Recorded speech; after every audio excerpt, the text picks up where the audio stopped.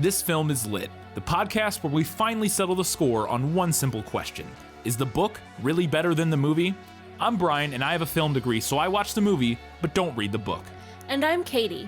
I have an English degree, so I do things the right way and read the book before we watch the movie. So prepare to be wowed by our expertise and charm as we dissect all of your favorite film adaptations and decide if the silver screen or the written word did it better. So turn it up, settle in, and get ready for spoilers, because this film is lit.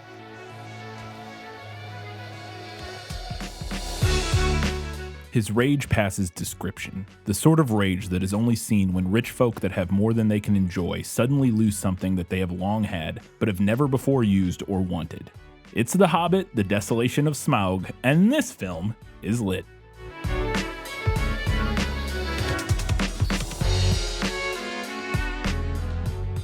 Hello and welcome back to This Film is Lit, the podcast where we talk about movies that are based on books. It's the second episode of our summer 2024 summer series. We're talking about The Hobbit, The Desolation of Smaug. We're going to get into all of our segments, but before we do that, we didn't say this before the first one. We normally say like what versions, especially for these, because there are extended and theatrical cuts of our summer series. This time we are doing the theatrical cuts because I realized upon watching this one that on Max they don't have a theatrical cut of the Unexpected Journey. Well, it's part of the reason that we didn't talk about it because it didn't even come up. Didn't even show up. I didn't think about it. I didn't think about it, and I just saw the regular version. And then when we went to Desolation of Smaug, they had both a theatrical and an extended cut, but they don't have an extended for an Unexpected Journey. So we figured we'd just stick with the theatrical cut. Also, it's probably the one more people have seen, so it's fine. But there may be things that are mentioned or, that are in the theatrical or the extended cut that we talk about, not being in the movie. If you've seen it, the extended cut, that's why we're watching the theatrical version. So if you have not watched The Hobbit, The Desolation of Smaug recently, here is a summary, and let me sum up. Let me explain. No, there is too much. Let me sum up. Thorin Oakenshield and his company are being pursued by Azog and his orc party. They are ushered by Gandalf to the nearby home of Bjorn, a skin changer who can take the form of a bear. That night, Azog is summoned to Dol Guldur by the necromancer, who commands him to marshal his forces for war. Azog delegates the hunt for Thorin to his son Bolg.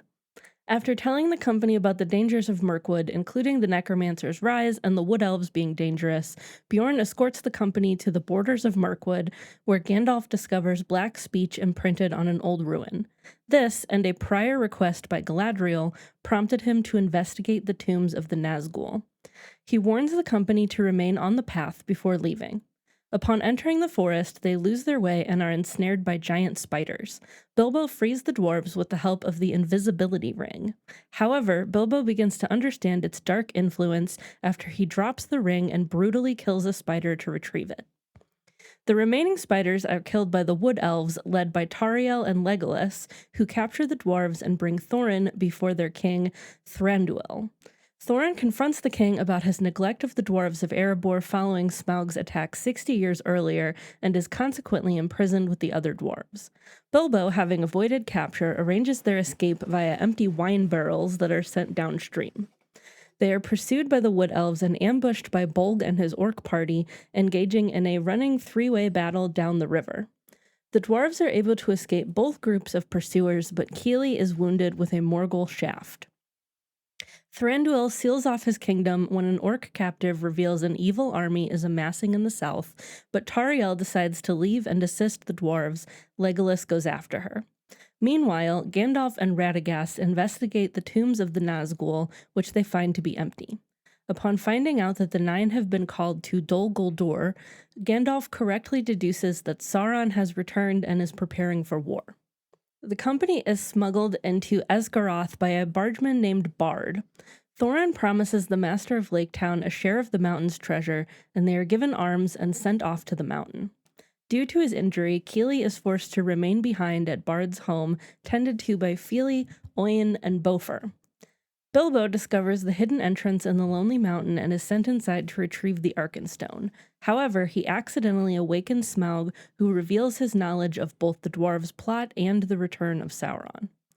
In Lake Town, it is revealed that Bard is a descendant of the last ruler of Dale and possesses the last black arrow capable of killing Smaug. Bard attempts to bring the black arrow to the town's launcher, fearing what may happen inside the mountain. However, he is arrested by the master, charging his son to hide the arrow. Bolg and his orc party infiltrate the town and attack the 4 dwarves, but Tauriel and Legolas arrive and quickly dispatch them. Meanwhile, Gandalf infiltrates Dol Guldur alone after sending Radagast to warn Galadriel of their discovery at the tombs. He finds and cures Thrain before they are ambushed by Azog. I think that's the part that's in the extended version. Yes, that was the one thing I was going to mention is that note, because unless I completely spaced out while watching the movie and was taking notes, we do not see that. No. The necromancer overpowers and defeats Gandalf and reveals himself as Sauron. Gandalf watches helplessly as Azog and an orc army march from Dol Guldur towards the Lonely Mountain. Inside the mountain, during a long chase, Bilbo and the dwarves rekindle the mountain's forge using Smaug's flames and melt a large golden statue, hoping to bury Smaug alive in the molten gold. They do so, but Smaug emerges from the gold, stumbles out of the mountain, and flies off to destroy Lake Town as Bilbo watches in despair. All right, that is a summary of The Hobbit, The Desolation of Smaug. We're going to get into our first segment, which I said it every time, but in this one we do it a little bit different than our main episodes. We're going to go through the movie/book several times, kind of start to finish, talk about what we thought was better in the book, better in the movie, and what the movie nailed. But we're going to start with all the things that we thought were better in the book. You like to read?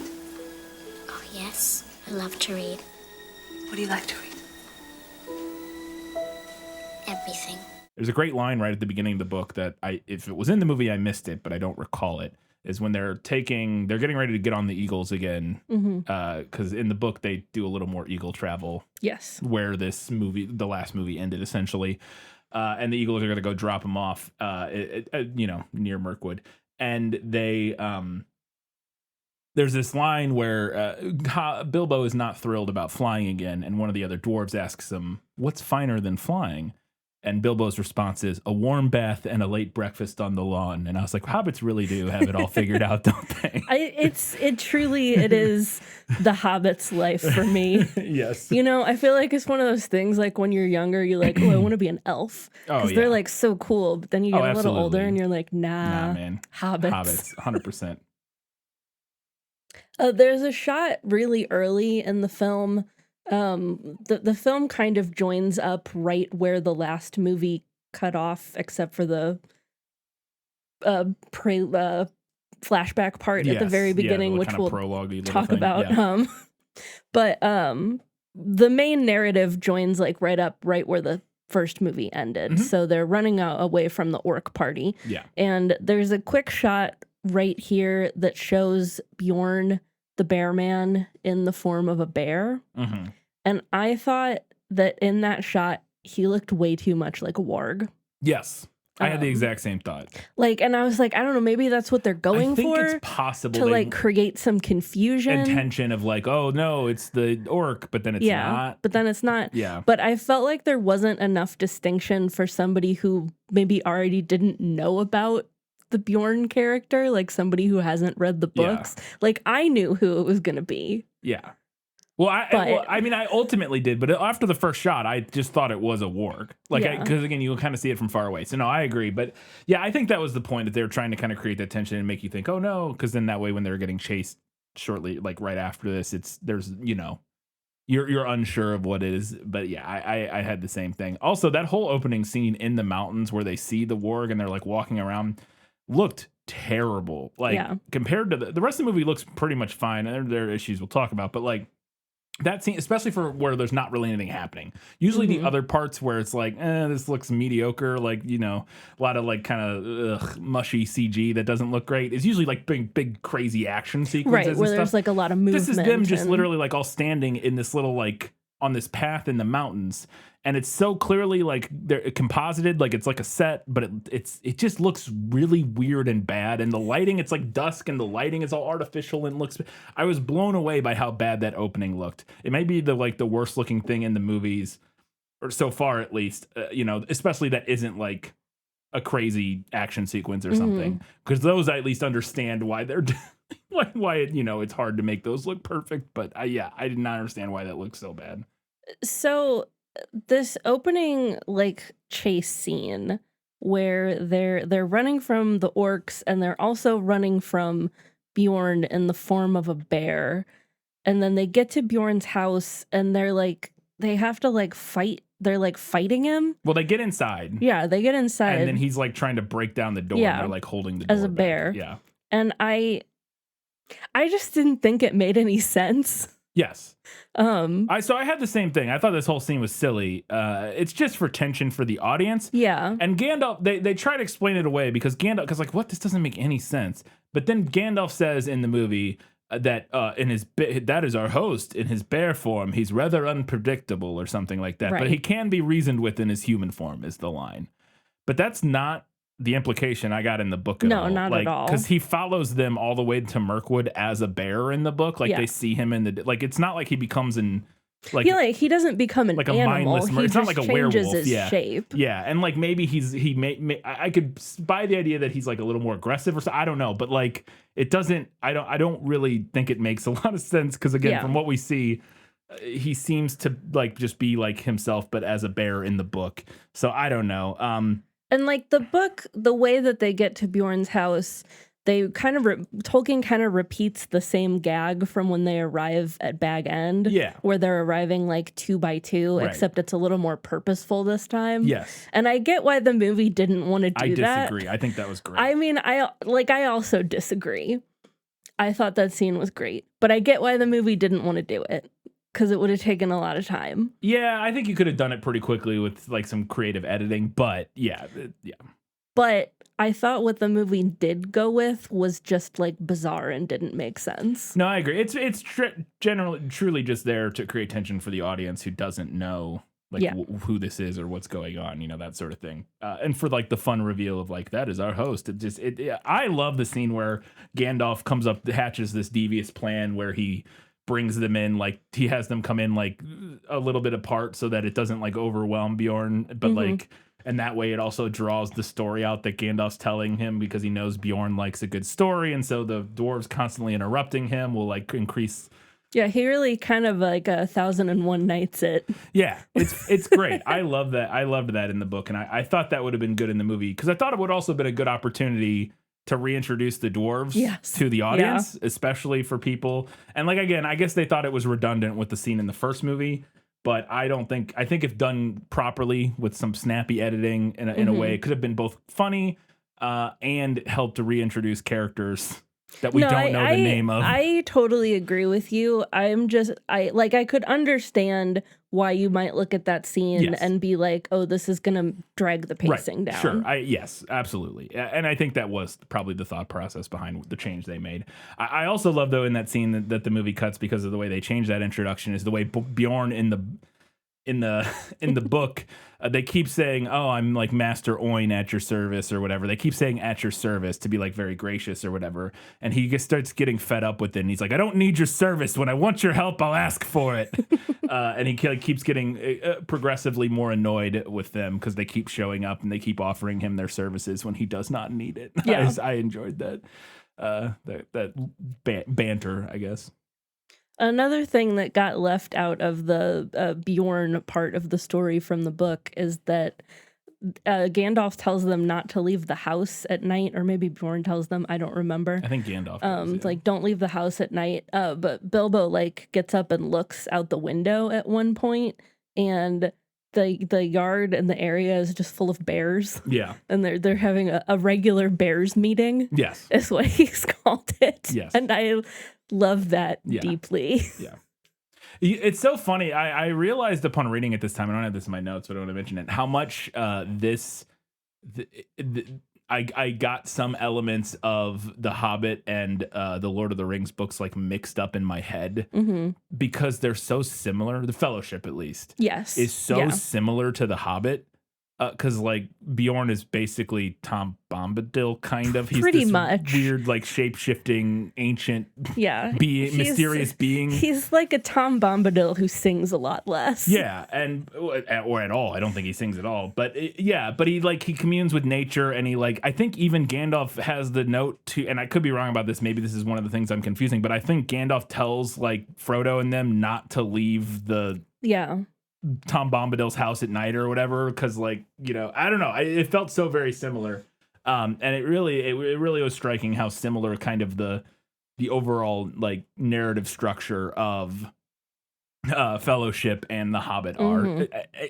I'm not sure. I'd be interested to know. I'm sure scholars know if that's like an intentional reference or he just decided to kind of like take another pass. You know what I mean? Like, was it an intentional choice to make it similar, or was it like I just want to do this again? Like, I like this structure, and I'm just kind of maybe he just likes road trip stories. Yeah, I don't know. I thought it was very interesting though how similar they kind of end up being in a lot of ways.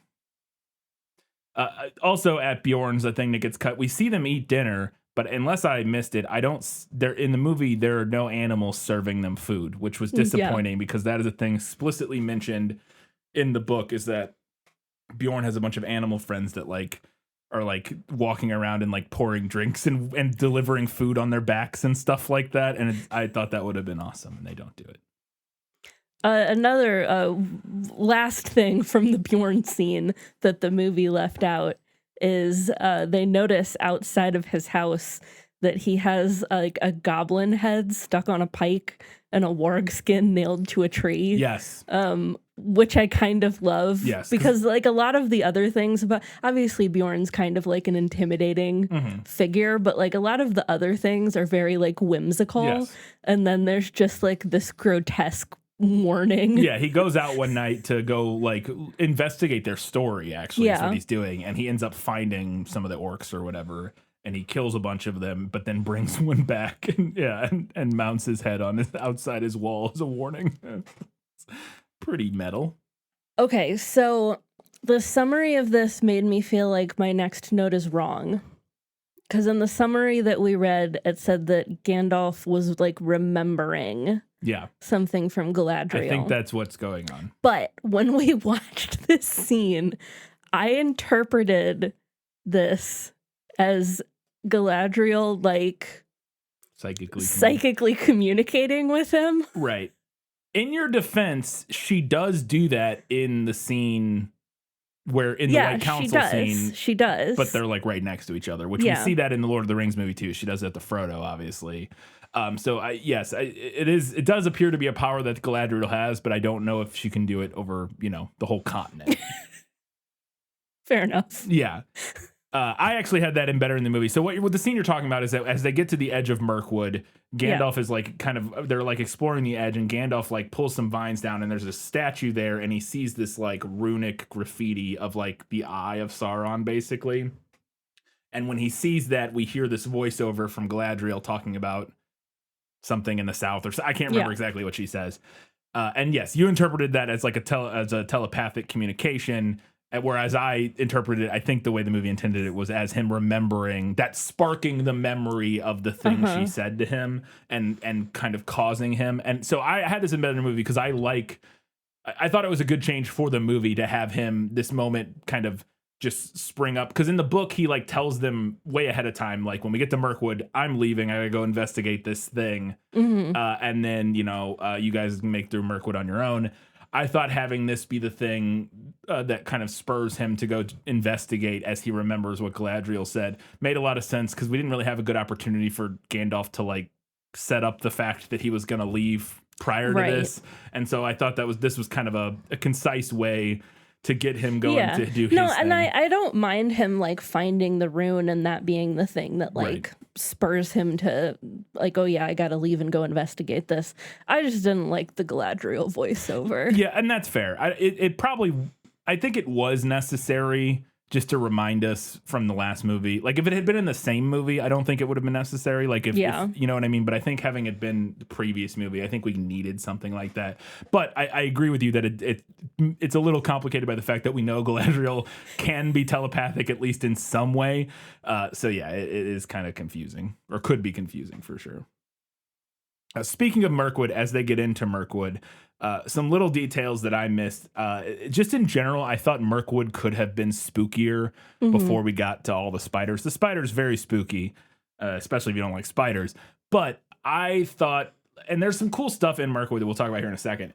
But I really liked the little detail that the squirrels in Mirkwood are black. Yeah. Like jet black. And then at night, it's like super dark, like so dark they can't see. Like he talks about it's like a dark you can't fathom or whatever, where you can't see anything or whatever, like at all. And they also see eyes peering out of the woods at them, like at night, all over the place and stuff. And I thought that would have been really cool. And I thought they could have done some stuff because as it is, it just kind of ends up being like a twilighty looking woods that's kind of creepy. It's not creepy, but it's not as creepy as I was envisioning in the book, I guess.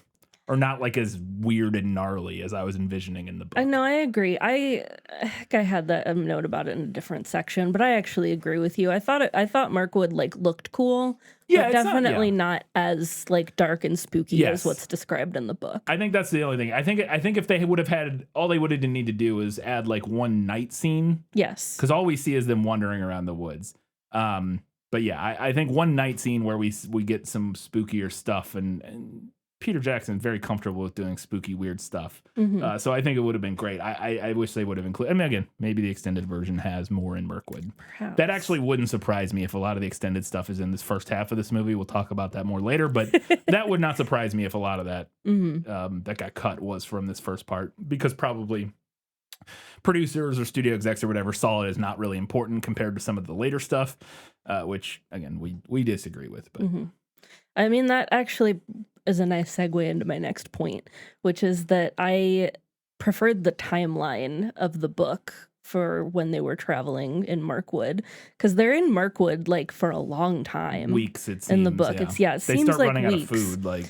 And I understand what the movie was trying to go for with like it being vague about how much time had passed, but it really felt like they had just been there for like an afternoon. I think that would have been helped had we seen some night scenes, because then you see the past, like, because again it's too bright for like most of what we see in Mirkwood, and I think if we had seen some night scenes it would have helped, because then you get even more like, you're like, well, how long have they been there? I've seen, it's been nighttime at least a couple times, like, because in this we had this montage of them wandering around. I actually like the weird trippiness stuff they're doing, where like Bilbo's like turning around and sees himself, and they're all like kind of out of it and dazed. It's actually, they're kind of reacting similarly to how in the book there's this river that if you touch it, it like messes with your memory and like, puts you to sleep and blah blah blah.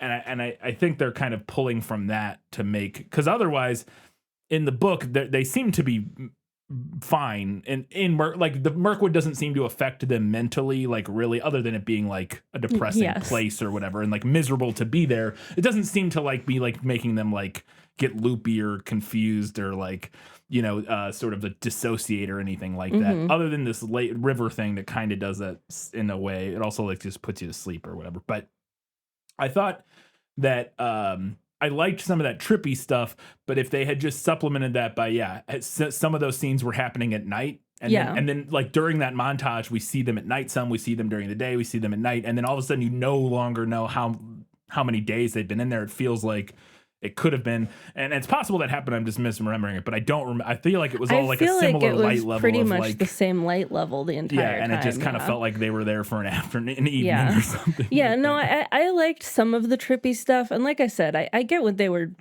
going for, what they were trying to do. I just don't think that they stuck the landing. With that. However, I will say that despite my kind of beef with the timeline here, I was overall fine with skipping some of the Mirkwood stuff from the book. Like you mentioned the river crossing, and then there's another point where they try to like shoot down a stag. Well, that's at the river. As they're trying to cross the river, a stag comes and running at them. And I thought that's another one, because the stag is like apparently also like jet black, which could have been kind of creepy and interesting. But that's true. But again, I was fine with cutting it, but yeah. The other thing they cut, which the one thing I wish they had included, is the like elf parties they're chasing around. So that at one point, they're getting towards the end of their rope and they're running out of food and they've been in there forever. And they start seeing some lights off the path. And Gandalf was very explicit. Don't leave the path. You'll get just don't leave the path. But they see these lights and they're like, well, hopefully it's a person. We got to get some food. Like we're literally running out of food. And so they start wandering off the path trying to chase these lights, and they keep stumbling into these clearings where there are like elves partying. But then as soon as they get there, all the fires go out and they're plunged into darkness and the elves disappear. And then they see a fire somewhere else in the distance and they go to that one and the same thing happens. And I thought that would have been another fun thing to work into the montage. Like you could have, and that could have been the night part. You know what I mean? Like it felt like you could have worked that in. And again, maybe the extended edition does. But it's also a good way to set up the fact that we might be seeing some elves shortly, like because you could keep it very vague, like you don't know what these people are, like there's just like these figures in like a clearing and it's like creepy and weird, almost like culty looking or something. I think could have really amped up the creepy spookiness while also kind of teasing the elves and just being another thing from the book and giving us more passage of time, which I think all of those things would have helped the Mirkwood sequence. No, I'll agree with you. I think that could have been like weird and creepy. Especially because the idea of like the phantom lights in the forest is a very like connected to folklore. Right. Yeah. Yeah. There's a lot of stories about that all over the world. So it's something that I think kind of just inherently people have a, like an innate sort of averse reaction to as a creepy thing.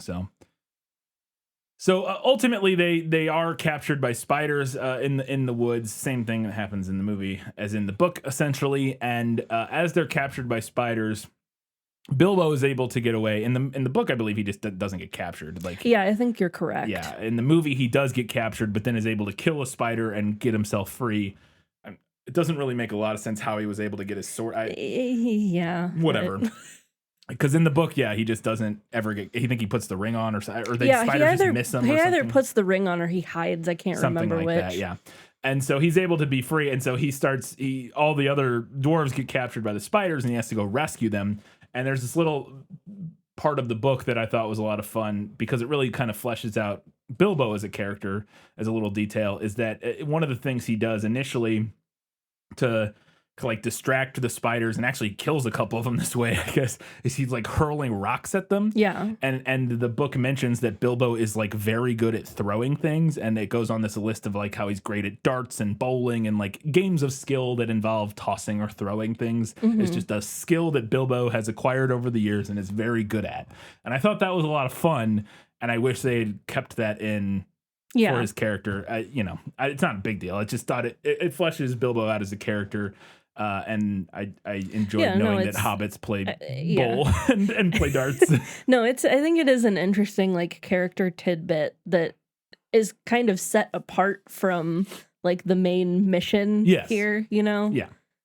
But also during that, his plan ultimately kind of comes down as he realizes he needs to like lead the spiders away so that he can get, because all the dwarves are wrapped up in the trees and webs or whatever, and he needs to be able to get to them. So he's got to draw the spiders away.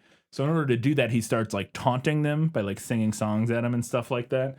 And he sings his songs with like insults in them, and they're insults I've never heard of. But I love this specific line from the book is that after he sings the songs at them and they all like chase after him and he's running through the woods, the book says, "Quite apart from the stones, no spider ever liked being called Addercop. And Tom Noddy, of course, is insulting to anybody."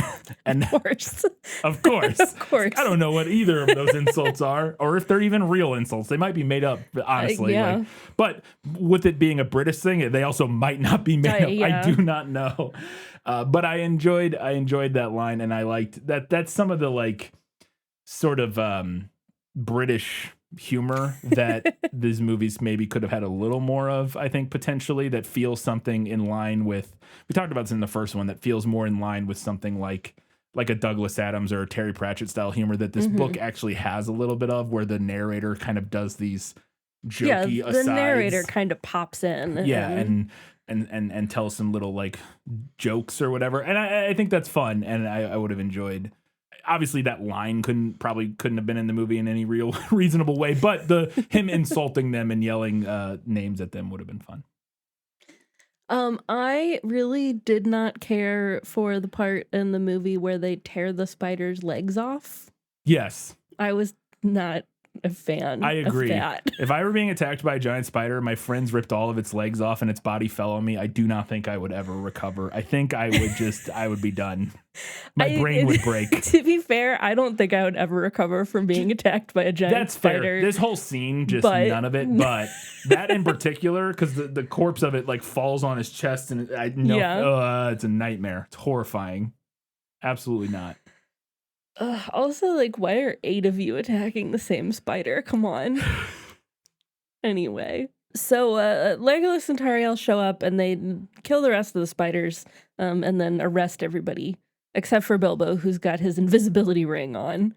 And they take them off to the Wood Elf Palace, the home of the Wood Elves, which I felt like looked too much like Rivendell for me. Interesting. I didn't have. I thought it looked unique enough. Like to me, it still felt elven, but it's like all cavey, and it felt very different to Rivendell to me, because it's like built into this rock cave kind of thing, and there's like trees everywhere. I don't know. I thought it was cool and unique while still feeling reminiscent of other elven stuff we've seen, but obviously very subjective. So speaking of the Wood Elves, let's talk about the elephant in the room that I feel like is one of the main things that everybody brings up about these movies, which is Legolas and Tauriel. Mm-hmm. I don't hate it. I think it makes sense that Legolas is there. I think there's a pretty good argument for him being there. And I don't dislike Tauriel at all. Yeah. I thought she was fine, and I totally get that they wanted a female character in this. Yeah, I've fully come around on Legolas being in the movie. Mm-hmm. And I thought somebody had mentioned that in the last episode when we were doing our prequel. I think it makes perfect sense for him to be there, and I'm totally fine with it. Having watched this one, we needed somebody had to interact with Thranduil. Like he had to have, there had to be soldiers and people there to interact with Thranduil. Like he's not going to be by himself, and Legolas would be there. So like it makes perfect sense. I think probably a lot of the criticisms wouldn't have. I think the criticism would have been lessened had he like only been in this part and had not then gone out right beyond this and become a bigger part of the story after this. I think people probably wouldn't have. I don't think people probably had a huge issue with him being in Mirkwood for the because it makes perfect sense for him to like be he in would Mirkwood. Absolutely be there. Like of course. That being said, I have no problem at all with having him go out and more. I like I said, I like having somebody that can interact with Thranduil and give us kind of insight into what he's up to, and I think Legolas makes perfect sense for that role. So yeah, I also like Tauriel. I think she's fine. Yeah, I think she's fine. I don't really have any huge opinions on her as like a character on her own. No. I guess the biggest negative I have about her is that she's kind of bland. Yeah, she doesn't really have a lot of. She's not super interesting. Yeah, she's not like super duper interesting, but she's not like completely like she's got some attitude and personalities, but she doesn't like jump off the screen as a character. I guess is maybe the biggest criticism I have of her. She's just kind of like a very bland, like she's like a stock female badass character that they didn't really bother developing much outside of that. Yeah. And the Tauriel Keeley relationship. Mm-hmm. You have a note here. Yeah, I think it works fine on its own. I agree with you. I think it works fine on its own. I think they both do a pretty good job, and I think they have pretty good the actors, and I think they have pretty good chemistry. And I think it's kind of interesting to explore like within the Tolkien universe a quote unquote interracial relationship, for lack of a better term. And I also don't even mind Legolas being weird about it. Like not I liking think it it. Probably makes sense that he'd be weird about it. But for me, I wish, and so in this movie, we don't get any really further on this. I think it must be in the next movie, in terms of like. Well, we find out that Legolas is into her. Oh, yeah, Thranduil says that to her. Oh, that's right. Yeah. That's right. Yes. Okay. I really, really hate the love triangle. I would agree with that, and so do the filmmakers. So I don't.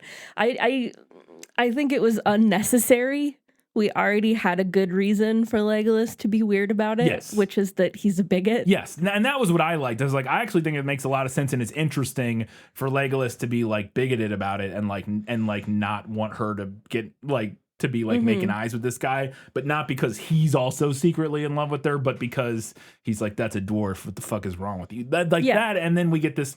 Because that's good character growth for Legolas for the movies in the future. Right. It did not need to be a love triangle thing at all. No, and again, the filmmakers agree with that. It was apparently a studio thing. Damn studios. Yeah. I just think it was like really unnecessary and an odd character motivation for Legolas. And also I feel like I guess it doesn't not work with his character in Lord of the Rings, but it also doesn't really work. You with never it. get the vibe in any of the Lord of the Rings movies that Legolas cares at all about like relationship. No. Like I mean, I don't know. I don't want to speak, but I wouldn't be surprised if Legolas was seen as sort of like ace representation to some extent in the Lord of the Rings movies, because there's not any there's mention not really any indication that I can remember of like any love interest, any attraction to anybody, anything. Like we know Gimli, I think, has a wife for some, maybe not. He mentions at some point, like maybe not. Maybe I'm just thinking when he talks about how female dwarves have beards or something. I can't remember, but and obviously like Aragorn and everybody else kind of ends up. I guess Frodo doesn't, but a lot of the other characters end up in relationships in different capacities and stuff like that. And so, yeah, it just doesn't, you never got the vibe from Legolas that he was remotely a person that would be like a jealous lover. Like that's just not, it just doesn't seem. It's really and truly not his vibe. No, he likes murdering orcs.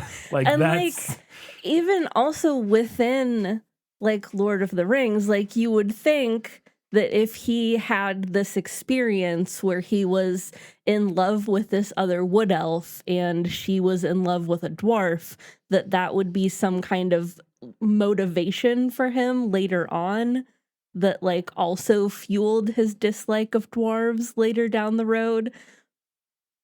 But we don't get that in Lord of the Rings. So like the whole thing just doesn't track. Yeah, no, I agree completely. And again, the filmmakers agree with us. It was literally some asshole at the studio or something who was like, no, we need a love triangle, probably because Twilight was like the first one had just I think 2013. We were like right in the thick of Twilight, I think. And I mean, I don't know if that's the reason. And but we were like right in the thick of the Hunger Games too, which also doesn't really have a love triangle, but kind of does. Yeah. At least on the surface appears to, and it has a love triangle in the way that a dumb studio executive would think that it has a love triangle. Well, and also very likely had that love triangle because of Twilight. So I think we can safely blame Twilight for the whole thing. I would imagine that is what's going on here, but I agree completely that it's dumb and makes no sense, and it was perfectly fine. And again, they said they had the Keely Tariel thing was like part of the script from the beginning, and I think that seems to track because it works fine. Like at least in this movie, it works totally fine. Maybe not like perfectly, but it's fine. I think some of their interactions feel a little stilted at times, but it's not like terrible. And I like that the interaction they have in the prison, like their first interaction, I think it works well, and they have pretty good chemistry, and it's like a nice scene. But, yeah, I agree. A little moment that I don't think was included in the movie. If it was, I missed it. When they make their escape in the barrels before they all leave, Bilbo puts the keys that he stole back on the guards' belts so they won't get in trouble. Yeah. Yes, I don't think that was in the movie. At least I didn't catch it if it did happen. But yeah, he's very nice. He doesn't want the guards to get in. They don't want to get in extra trouble. He knows they're going to get in some trouble, but if they have the keys still, they can be like, I have the keys. Yeah. Now we're just left to wonder how all the dwarves got out. Yeah. So that brings me to the next elephant in the room. Barrels out of bond. the barrel escape. Yes. And I said this to you during the film, and you were like, yes, absolutely. I have the same note. Yeah. How do we think that they made the barrel escape the way that they did just in case like Universal or somebody wanted to make a little theme park ride. I assume I had the same note. I said, man, this feels like this barrelscape was envisioned to be recreated as a theme park ride. Yes. Because yes, in the book they are crammed into barrels and shut up, and they're it's like not sealed exciting. in, It's not exciting and they at just all. like float downstream, Slowly and gently float down the river for like a week or something. Yeah. I don't know how long, a couple days or something. And in the movie, it's this big action thing. They're in these barrels that are, which I don't even have a problem with. Like, I think that works fine in the movie that like he doesn't spend all this time cramming them into barrels, and like there's elements I like about that. I actually have a note about it somewhere. I think here towards the end or on the next part of this, but I don't even have a problem with them, like, you know, like being floating in the barrels like boats and stuff. Yeah. I think it's a fine way to escape the thing and makes perfect sense. But yeah, it definitely does still feel like there was like a hope or a thought or something that this, because as far as I know, there's not Lord of the Rings like rides like no park has the not rights as to Lord of the far as Rings. I Do they? know. It's just kind of crazy. But I mean, I guess there could be something like in New Zealand yeah, that we maybe. don't know about. But That's like, as possible. far as I know, there's nowhere in America that has Lord of the Rings rides. Yeah, I say, yeah. Not that I'm aware of either, but it does sure feel like that was what they were going for here, because it feels like a ride. Also, during that sequence, oh no, they only use it twice. There's during the whole barrel sequence as they're going down the river, I think it's twice, maybe 3 times. Very quick shots of the camera in the water, and like going under the water and coming up. That is shot, I think, on a GoPro, and a GoPro from like 2012. And the quality of the footage stands out so horribly against the footage shot on the regular cameras or what. I don't know what they shot the Hobbit on, but presumably nice cameras.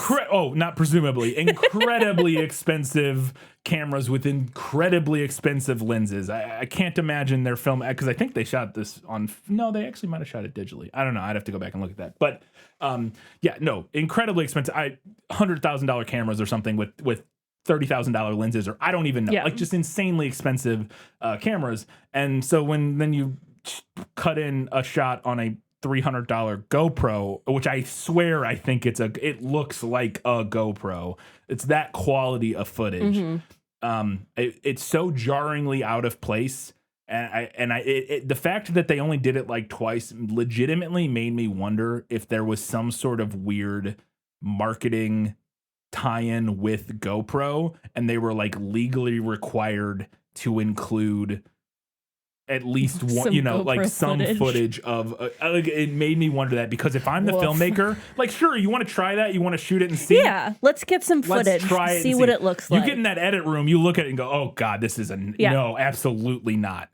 Just absolutely not. Like, you're just not using. It's insane. And to me, to the point where I was like, I wonder if they had to use it. They had that GoPro money. I don't know, but it's crazy. The other thing in the barrel scene that I had forgotten about was Bomber. I'm pretty sure it's Bomber that does this. The Bomber, the barrel warrior. When he's like in the barrel and he just like sticks his arms out and is like swinging swords around. It looks so stupid. It's so dumb. It's so really dumb. Stupid. They shot The Hobbit on Red Epics, apparently, by the way, which are digital cameras. But it's so goofy. It's also completely CG, which is funny because it's like it's just a guy on a barrel. Yeah, it's just a guy in a barrel. Like, it shouldn't be that. Okay, sure. The whole barrel sequence, I actually don't mind the barrel sequence up until the gate. Like, they go and they get launched out of the thing, and they're going down this little part of the river, like in the elf area still, and they hit that gate that like leads out to the main part of the river. And up until the gate, I think it's like fine, because it's not nearly as much CGI. It's like on a set, and it's like mostly all practical and stuff, and I think all that works like pretty good and is fun and exciting. But especially after they go through that gate, there's still some fun moments. I like the little thing where they're all the orcs are on the tree across the river, and as they're going by, they all hit it with their axe like one time, and then it splits and they all fall in. Like, the stuff like that's kind of fun. But man, some of that stuff, like you said, like the bomber barrel thing, some of the stuff with Legolas, it's all so like when he was like hopping on their heads like across the river. So chaotic and cartoony. It's like it's just all the worst parts of the Legolas stuff from the Lord of the Rings movies. Legolas does cool shit. Yes. Which I love when Legolas does cool shit. Like he was my favorite character as a kid, like watching those movies because he did the coolest shit, and that was the reason I thought he was awesome. But you know, even the Lord of the Rings movies, on rewatching some of the Legolas moments, you know, well, especially by like Return of the King, it gets it's like hedging on very over the top, but it's still cool. It's like still it's cool, still fun. And it's at least intermittent enough that it's not like, you know, it doesn't. But like this scene especially, there is so much Legolas doing cool shit. Yes, crammed into this one. It's like a highlight reel. Of all his best shit. Yeah. It's just so chaotic. It just becomes too much. It just kind of becomes noise, and you're just like, God, good Lord. Like and this movie suffers from that a lot. I have a similar note about the end of it, which we'll get to, but it's just, I really just could have been dialed back, like, because I don't hate the idea of this action scene. It's actually a really fun idea for this scene, like, because again, the version in the book is that they just miserably float down a river. It's, you know, kind of boring. Yeah, and so like I don't mind this idea of like turning this into an action scene where they're floating down the river and people are attacked. Like that could be fun, but they just did too much with it. Like it just they had 8,000 ideas and they did all 8,000 of them. They should have had 8,000 ideas and done 4,000 of them or something. Like it's just a little too much. And like I said, despite so because that's the other thing is that I actually also liked the element in the book where they do get crammed into the barrels. When they finally get to Lake Town at the end of it, I actually like Bilbo pulls them out and they're all like half dead and like miserable and like just like because they've been crammed in these barrels for like days and they're all just like they haven't eaten, they haven't you know, they're just literally like on death's door. And obviously that wouldn't make for super exciting movie, like a movie moment, but something about how miserable it sounded. Like I could really commiserate with it sounded the idea of being shoved in a barrel for like 3 days floating down a river was so like palpably terrifying and miserable to me. And I'm not even claustrophobic, but just the idea of being shoved in a barrel, and not being able to get out of it for 3 days or whatever was so awful that you really feel for him by the end of it. And it kind of helps you, like, I don't know. It made me feel for the dwarves, and I don't know. Again, I understand changing it, and I'm not even opposed to it because I like the idea of the action sequence. There's also something I like about the fact that because it kind of ties into what we're talking about, how they kind of just luck into everything, and it's not this like grand. And that's part of the issue with this big action sequence is like. It's not this grand, like, amazing thing that, like, spectacle is like some parts of this are just like miserable and like luck, and part of them being shoved into barrels for a couple days as they float down the river is one of those things that just like really highlights how miserable parts of this journey are. And there really isn't anything like that in the movie. Yeah. At least, you know what I mean? Like, there's not, I agree. Their journey seems relatively like, other than fighting things. Their journey seems relatively easy. It does not seem all that miserable, which that is actually kind of a big part of the book is how like boring and miserable and awful traveling across a country by foot is. Like, you know, and I just don't think the movie remotely captures that. And again, I understand why, because that's not exactly super thrilling for your blockbuster summer action movie. It's not really super thrilling stuff, but it does take away a little bit from kind of what the book is doing, in my opinion. I don't know. Lord of the Rings did it. Yeah, I mean, yeah, that's true for sure. Especially, with. I'm just saying. Yeah, no, I'm not saying it's impossible. I'm just saying, yeah, that's fair. I was a little torn about how they got into Lake Town for book versus movie. Given the remarkably darker tone of the film, I think it makes sense that they have to be like smuggled in.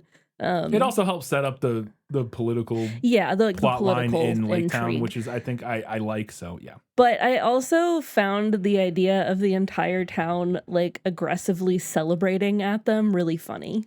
Yes, no, I agree. I thought that as well. Because in the book, they show up and Thorin's like, hey, I'm Thorin, king under the mountain. Yeah. And they're like, oh, holy shit. Yeah, woo! And they all love him, yeah.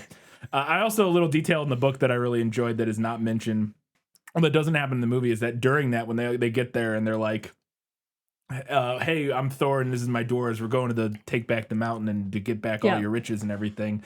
The elves, because they were floating down the river with the elves from Mirkwood or whatever, and while they're there and everybody's like celebrating them and stuff, the elves are like, they were our prisoners, and everybody's just like, who cares, fuck you.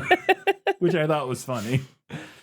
I really liked the bit in the book about how there were constantly people like camped outside their house singing too. Yeah. I think I have this line that I really enjoyed because it's a title drop for a future book in this book.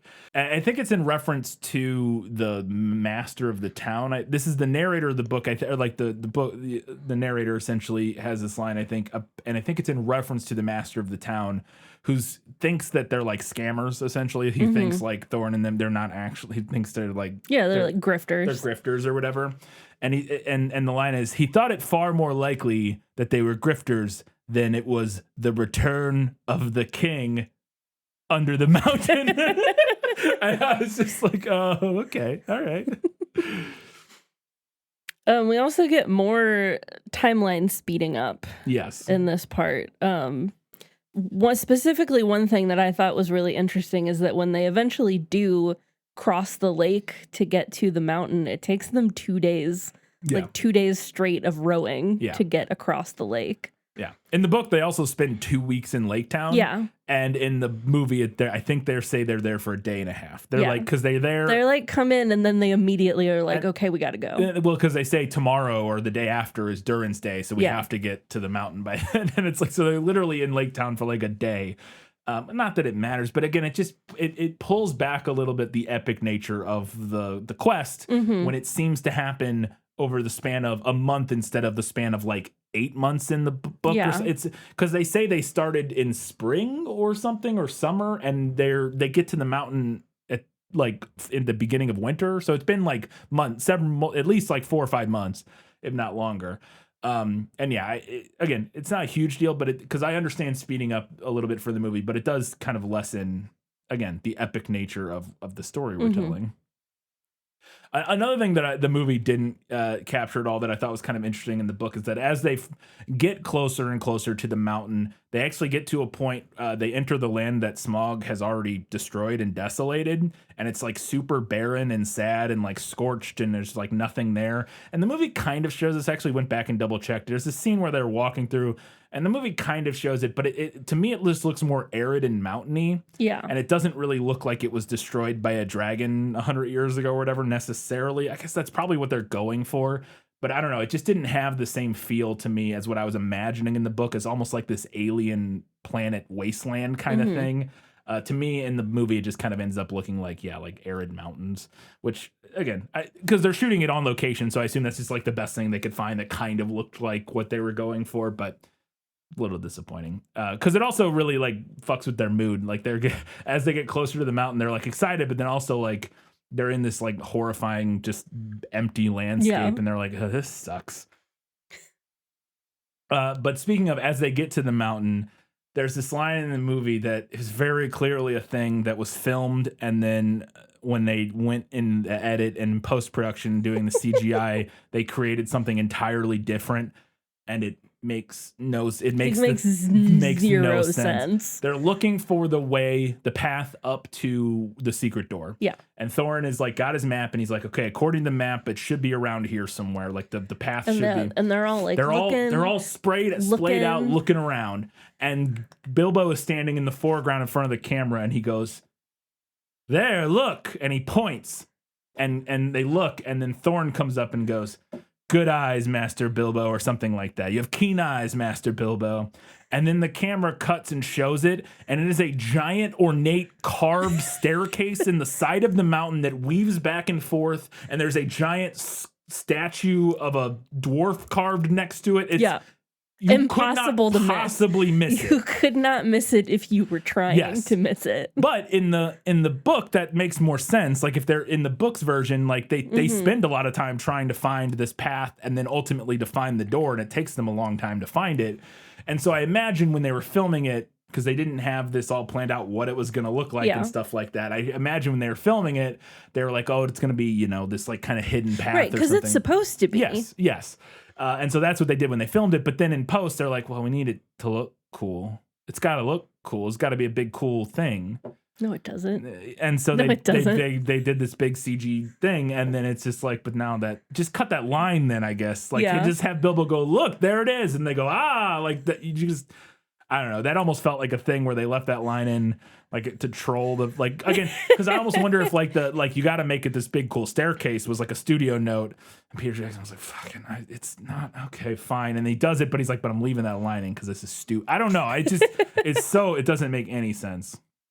Meanwhile, in all of this, Gandalf has been investigating at Dol Guldur.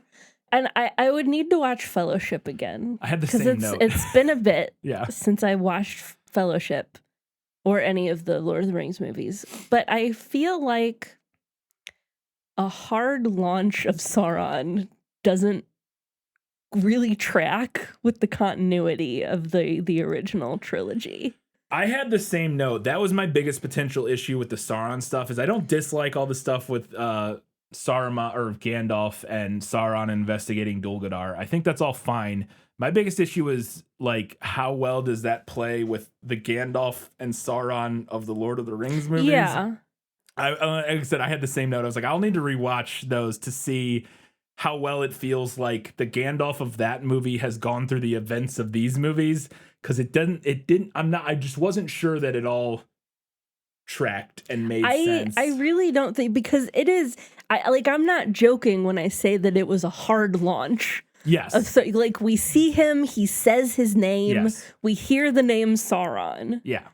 He appears as like a human-shaped figure, Yes. which we Who don't looks ever like Sauron from the prologue of the original movie, essentially, which he does not appear as a human figure in the Lord of the Rings movies. No, he's just an eye. So yeah, I assume that somehow. Well, but he is an eye in this one too. They kind of, because like the human figure is the eye slit. Like I don't know. It's an interesting visual element, like idea, but it does. I don't. Again, I agree. I don't know how well it. Yeah, because like I'm like thinking back to the beginning of Fellowship, and I feel like when Gandalf sends Frodo out on his task to take the ring to Rivendell, it's more, the vibe is more like, oh, it's as I suspected, dark forces are moving, and we fear that this thing may be happening. Yeah. And I was like, but this movie makes it seem like the thing has already happened. Right. I know. I agree. I agree completely. I had the same thought, and I was like, I don't know. That was my main issue with the way this all ties in. I was like, I'm not sure that this all tracks, but I don't know because it's been a while since I suspect it doesn't, but I suspect it doesn't, but maybe it works better than I'm remembering. Yes, it's very possible. I had a question that I was a little confused at why the master. So the bard, when the stuff starts happening with the dragon, and then the bard is like, or bard. I keep calling him the bard because it's a a job. Whatever. His name is Bard the Bowman. Yeah.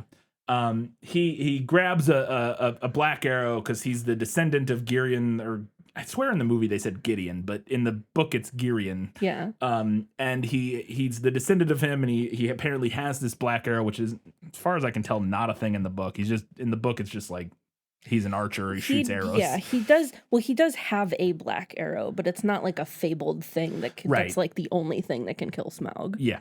But anyway, so he has his black arrow, and he's going to like go to they have the wind lance, this like special arrow launcher ballista thing, but as he's heading there, he gets arrested by the masters of the Lake Town's people, and I wasn't really sure why. I agree that the movie does not do a great job of explaining whatever friction is going on there. I think we're meant to infer that the master of Lake Town is like worried about him like usurping his power. like intimidated by the fact that he's the last descendant of the Lords of Dale. But there's agree. Not like a ton to go on there. There's that stuff's definitely there. I was just a little confused at like why specifically he would arrest it. It is like trumped up, made up charges because he's just whatever. But it was just, I thought it was a little clumsy, that specific element. There's a great moment in the book where as Bilbo's getting ready to go down and kind of investigate for the first time inside the mountain, where none of the dwarves like want to come in with him, and he like gives them grief for it. And he's like, you guys fucking, like Thorin's like kind of like dancing around, like having him go down there, and Bilbo's like, come on, man, I'm just fucking I'm just gonna go do it. I don't know, I just enjoyed that. There's an incredible line in the book that did not make it in the movie, at least as far as I recall, which is when they're kind of thinking about their plans, and this is from the narrator. He's like alludes to the fact that the dwarves or something hadn't considered the dragon into some part of their plan or something. And the line in the book is, "It does not do to leave a live dragon out of your calculations if you live near him," which I think is a great line. I love that. So in the book, Bilbo goes down the first time and he just kind of investigates, and he steals like a little cup and then leaves, and that ends up waking up Smaug. But in the movie, that all kind of happens in one interaction, which I think is fine. But in the book, he goes down the first time and then comes back a second time. But I like that in the first one, after he steals the cup and then Smaug wakes up and flies off and is like destroying the mountain and stuff and like looking for them, the dwarves are like giving Bilbo a bunch of grief about stealing the cup and waking up Smaug. And he's like, hey, you fuckers, it's not my job to kill the dragon. What did you think was going to happen? You guys are here to deal with the dragon. I am a thief. I stole something. No, like, what he's like, I was hired for thieving, not dragon killing. So. And they all like shut up real quick. And I wish we had seen some version of that scene in the movie. Maybe we will in the third one. I don't know. I didn't really like how Bilbo in the movie reveals himself to Smaug really early. Yeah. Because he's invisible for most of it in the book. Yeah. And I get that we're kind of dealing with slightly altered ring lore.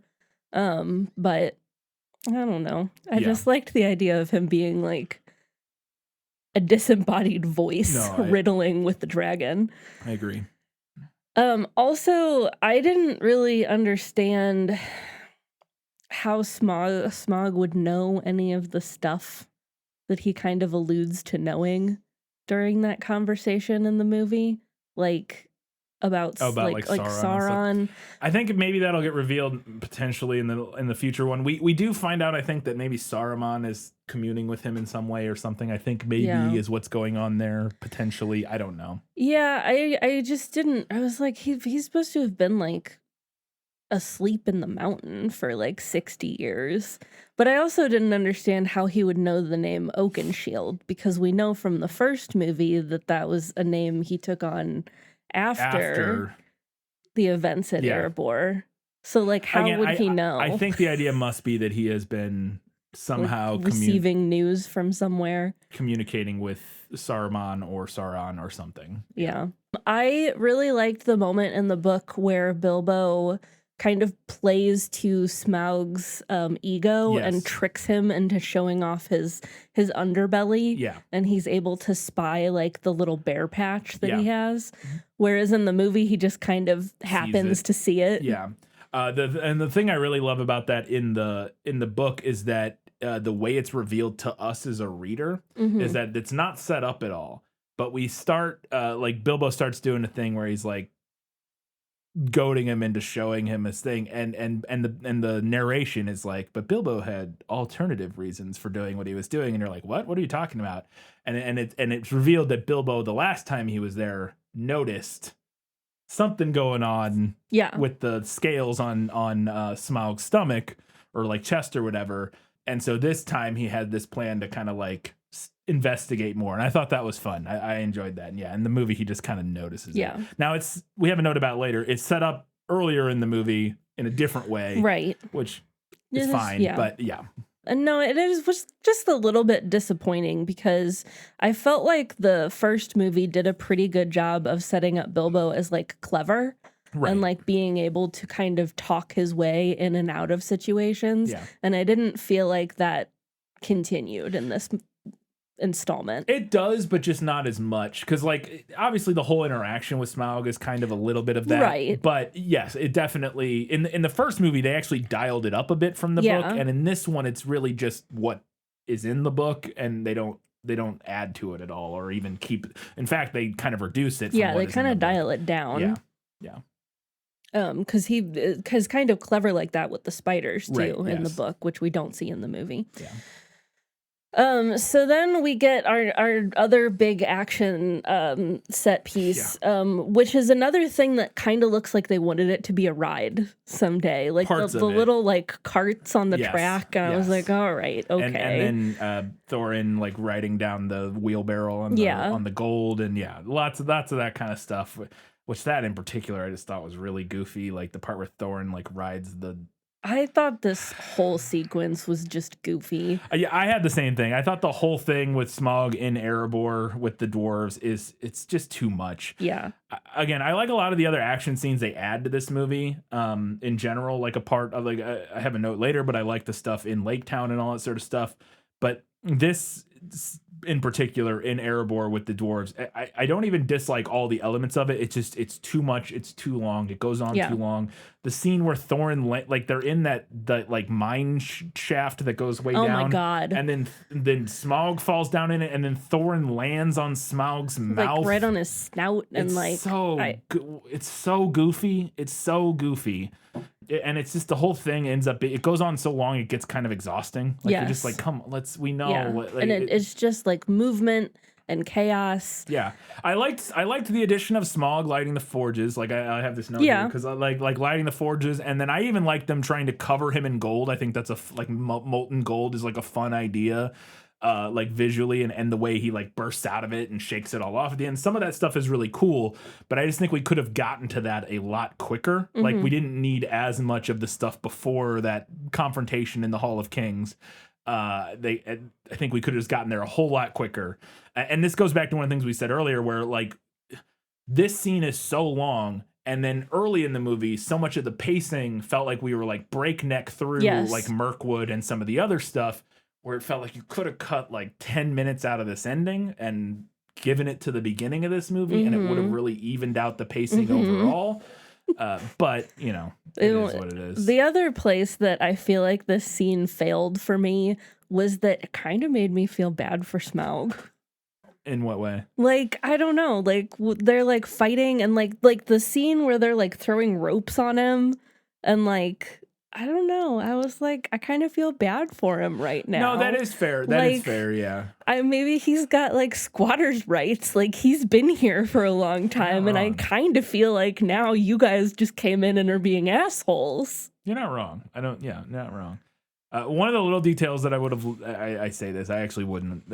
I understand why they got rid of this, but it's mentioned in the book that during this whole ending scene, where at one point Bilbo is trying to escape from, like, run back up the tunnel from Smaug, and Smaug shoots fire at him, and it like catches the back of Bilbo, and they get up there, and they're like, they put the fire out, and the book says that it took like quite a while for believe his eyebrows and the hair on the back of his head to grow back. And it would have been very funny to me if the rest of this movie and the whole third movie, Bilbo just had a giant singed like patch of his hair missing on the back of his head, and his eyebrows were like half gone. Committed to eyebrowless Bilbo. Yeah, it would have been funny. Obviously, I don't actually want them to have done that, but it would have been funny in a way. I do think we should mention that in this scene is when Thorin loses the blue coat that he supposedly hated. Brown coat? Yeah, it's like a brown furry kind of like coat thing. Yeah. Yes. Because we talked about it in the prequel. Yes, we did talk about it in the prequel, and that they shoot the fire at him, and it catches his coat on fire, and he gets rid of it. I will say he had it for quite a long time in this movie, like from the time they leave Lake Town all the way, or even before. Yeah, I think at least from the time they leave. He gets the coat in Lake Town. Yeah. One last thing, a line from Smaug in the book that I really liked, as he's flying off towards Lake Town, and he says, like, they shall see me and remember who is the real king under the mountain. I just thought that was really good. It's badass. Tickled me in the right spots. Yeah. All right, that was everything we thought was better in the book. Let's go ahead and find out what we thought was better in the movie. My life has taught me one lesson, Hugo, and not the one I thought it would. Happy endings only happen in the movies. I didn't mind the opening where we open kind of on a little prologue. I say prologue, but it's like a flashback to where Gandalf and Thorin meet at the inn of the Prancing Pony, I think, in Bree.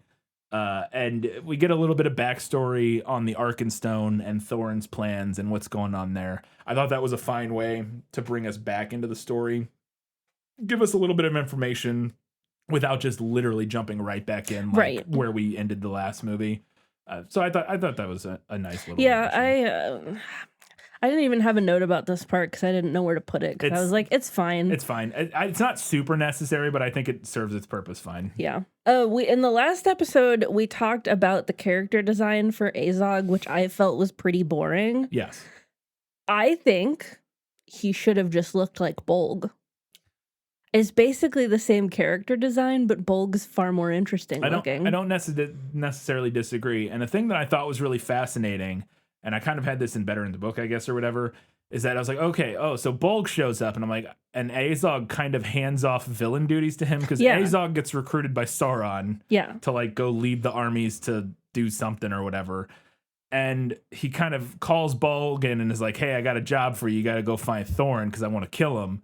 Yeah. And I was like, oh, okay. So, because I didn't remember much of what happened. I was like, oh, I assume that we're doing this so that we'll hand off, Azog's going to hand off this to Bolg so that Bolg can become the villain for this movie. And then we can have him killed at the end of this movie. Yes. And then that brings us to Azog, a big final confrontation with Azog in the next movie. I was like, whatever. It's kind of clumsy, but like fine. But like, sure. You want to give us a big fight at the end of this one where we can kill Bolg. But then they don't kill Bolg in this one. He fights Legolas at the end and then gets away, and Legolas chases after him. But they don't kill him, and it felt particularly strange to me to introduce another slightly different orc villain who's basically the same as Azog. Because he's basically the same. Yeah, but like slightly different, except we have no history with him or anything, and Azog just disappears from this movie, which is weird because it's a CG character. It's not like the actor like couldn't be there. Like I don't understand. It's such an interesting choice to me. And again, I thought the only reason you would do that would be to kill off. Yeah. Now maybe that's like the beginning of the next. Maybe part of it is they didn't know where they were going to end this movie. And actually wouldn't surprise me if they weren't exactly sure how they wanted this movie to end. And maybe because I don't remember. So maybe the next movie. Maybe like the opening action sequence of the next movie, Legolas kills Bolg or something like that. And they kind of thought maybe that was going to be like part of the climax of this movie. That could make sense. I don't know. I'm just trying to figure out because it's such an interesting choice to me. Yeah, it's a weird decision. Yeah, it's very strange.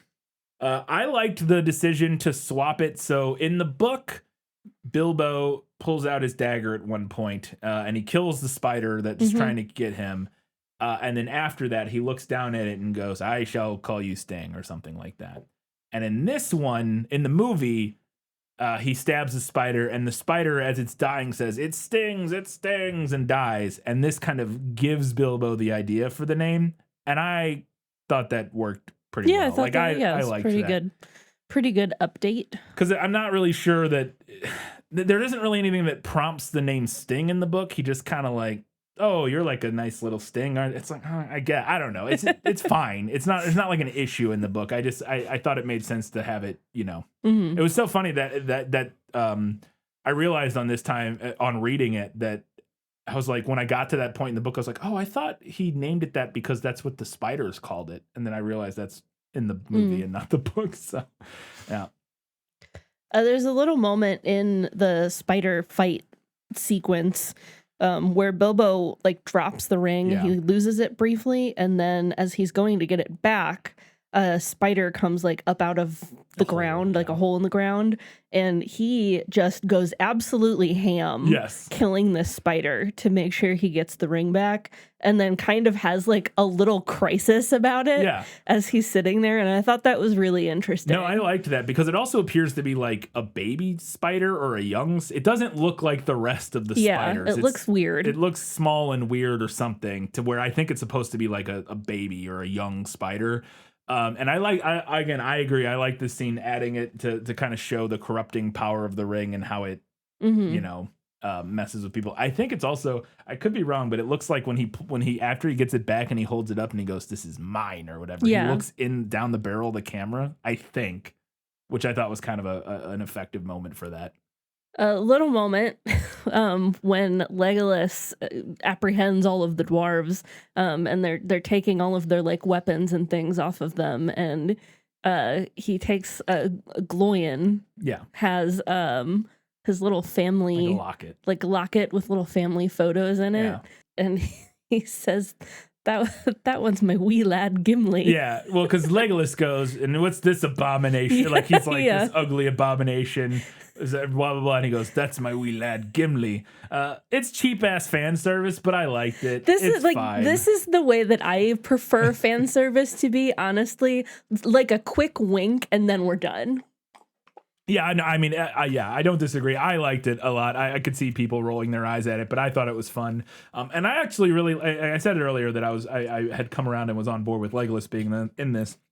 But I also, one of the reasons I was on board with it is I actually really enjoyed seeing this early asshole version of Legolas that's like, a little different than the version where we come to know, especially by the end of the Lord of the Rings movies, where he is, he's become friends with Gimli and he's kind of mellowed out a little bit. Even by Fellowship, he's mellowed out. Yes, from what we see here. Yes, but even then, he's still pretty dramatic, and through a lot of those movies, and he still has some of that severe nature. But in this one, it's that amplified like by a million, where he's like super like, I'm a fucking badass elf, and I'm always like, ugh, and he's just like an asshole all the time, and he hates dwarves. And I thought that was fun, seeing that like this early, like going back even further and seeing the earlier version of Legolas, to kind of contrast it with the eventual Legolas we see down the road in Lord of the Rings movies. I enjoyed it. Yeah. I thought that having Thranduil already know like who Thorin was and kind of what he was up to was an interesting added kind of wrinkle. Yeah, I was a little confused about how he knew this. Well, because we see I remember at the beginning of the first movie when he like shows up with his army and then dramatically turns away. Right. That's fair. Yeah, and that's true. That's not mentioned at all in the book. Because in the book, he has no idea, and he's like interrogating them. Yes. Like, who are you? Where are you going? What's your whole deal? And in this one, he's like, Thorin, you're going back to that mountain? And he gives him a proposition essentially of like, hey, I'll help you or I'll release you and like let you go if you give me something. Yeah, he was like, I'll even like help you out if you'll give me like a share in the treasure or something I think he wants like something that. very specific. I can't remember what. But anyways, yeah. Essentially, he wants something from the mountain. Yeah, I thought that was fine. I enjoyed that too. I thought it added an interesting wrinkle and also helped complicate their relationship, or not complicate, but kept moving their dynamic forward towards the eventual conclusion of the story with the Battle of the Five Armies and all that sort of stuff. So yeah. When they escape in the barrels in the book, like as the barrels are floating out, Bilbo all of a sudden he's got the ring on, and all of a sudden he's like, "Oh shit, I'm not in a barrel," and just like jumps onto one. Yes. If I'm remembering right. Yeah, he essentially jumps on top of one of the other barrels. Yeah. And I thought that the movie having like the trapdoor thing closed, and then he's just standing there, and he's like, wait a second. I thought that was a fun expansion on what happens in the book. And then the guards start coming. He's trying to figure out how to get the door back open, and he's like stepping on it, and it won't open. Then he walks to the end of it, and he slides off. It's fun. It's a good comic beat. I enjoyed it. There's a little moment so during this whole chaos of the barrel escape sequence, I did like one very little specific moment. There's this moment where I think Legolas or somebody cuts an orc's head off. It's a completely CG orc. completely everything about it's CG, but he cuts the CG head off and the orc head falls and hits the camera and the camera like shakes. It like bounces off the camera lens. I love little shit like that.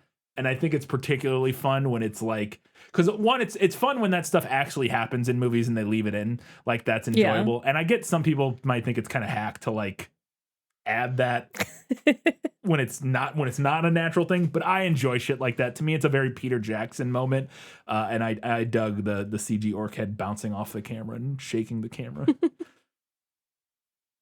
So I haven't finished the book yet, nor have I. But I don't believe any of this whole political backstory in Lake Town is from the book. Like, I think you're right. I don't think it is. I mean, there's alluded to a little bit in the book where we kind of get the idea that the master is like this kind of shitty, conniving like guy, but that's about it, at least so far from what I've gotten to in the book.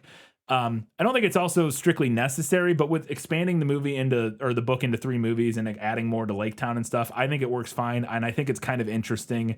And I'll never be against adding a proletariat uprising. I don't know if that's what happens, but like that's kind of like there's the rich asshole town master of the town or whatever is like hoarding stuff, and he has a great speech that feels very like constantly politically topical, where him and his little toady Grima fake wannabe Grima Wormtongue is like they're talking about the people, and the guy's like, oh, they're, and he has this whole speech about how they'll take the choices we get. I can't remember, but I thought it was like fairly fun and interesting political intrigue. And speaking of Lake Town, I also really liked introducing the Bard early. Or Bard. I can't not. Bard is a title / job. It's not a name. I liked Bard slowly realizing who Thorin is. Because we talked about this earlier, how in the book they show up and immediately he's like, I'm Thorin. And they're like, oh my God, Thorin. Whoa! Yeah. And in this one, they show up and Bard has no idea who they are.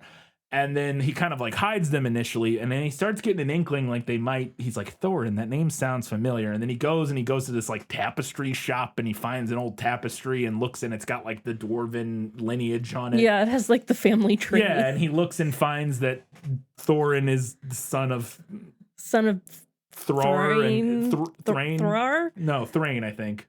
And Thror, or vice versa. Thrain and Thror. I don't remember which one's which, but I'm pretty sure Thrain is his dad and Thror is his granddad. I think you're right. Because Thrain's still alive, and I don't think... whatever. Who cares? It doesn't really matter. But point being, I liked him kind of like that slowly revealing it, because it allows us to learn about this prophecy with him, because he's like, oh, the prophecy, like, and he mentions it, and it's I thought it was a good way where we as an audience get to kind of figure this out slowly with him and realize there's this prophecy in this town about Thorin and the king under the mountain returning and blah, blah, blah. I also really like setting up Bard as a foil to Thorin eventually, ultimately, because once he figures that out and they go before the master and they're like, or the master of the town, I can't say the master without thinking of Doctor Who, but or Buffy, honestly, but they go before the master, and the master's like, oh yeah, you guys want to, you should go to the mountain and help and take it back. Oh yeah. And then, but Bard is like, they'll wake the dragon up and they'll fucking kill us all. Do you not remember what happened last time with them in the mountain with the dragon?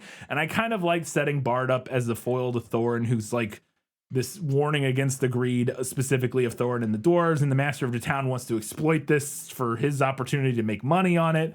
I thought there was some fun and interesting political machinations being set up here that didn't feel like shoehorned in, but also didn't feel underdeveloped. It felt like it all kind of worked for me and made sense with the characters that were in the book. And I don't know, I liked this little like political kind of intrigue that we set up in Lake Town. I thought it was interesting and I thought it worked. I also like building up the Arkenstone more. I finally got to the point where it's mentioned in the book and it just kind of comes out of nowhere, and they're like, oh yeah, the Arkenstone, it's this really awesome stone. And the book just kind of plops it on you as this very important thing kind of out of nowhere. Yeah. Whereas in the movie, we've set it up numerous times at this point. And it's, we keep building it up more and more. And I think that just works better, at least in the movie. Mm-hmm. I don't think it's like horrible in the book or anything, but I do like having a little bit more build for what is ultimately a pretty important thing in the story, instead of just kind of dropping it on us 2/3 of the way through the book and being like, the Arkenstone. I'm like, what? Yeah. No, I agree. We mentioned earlier that the movie has a different way of setting up like the idea of Smaug having a weak spot. Yeah. And his scales and his armor.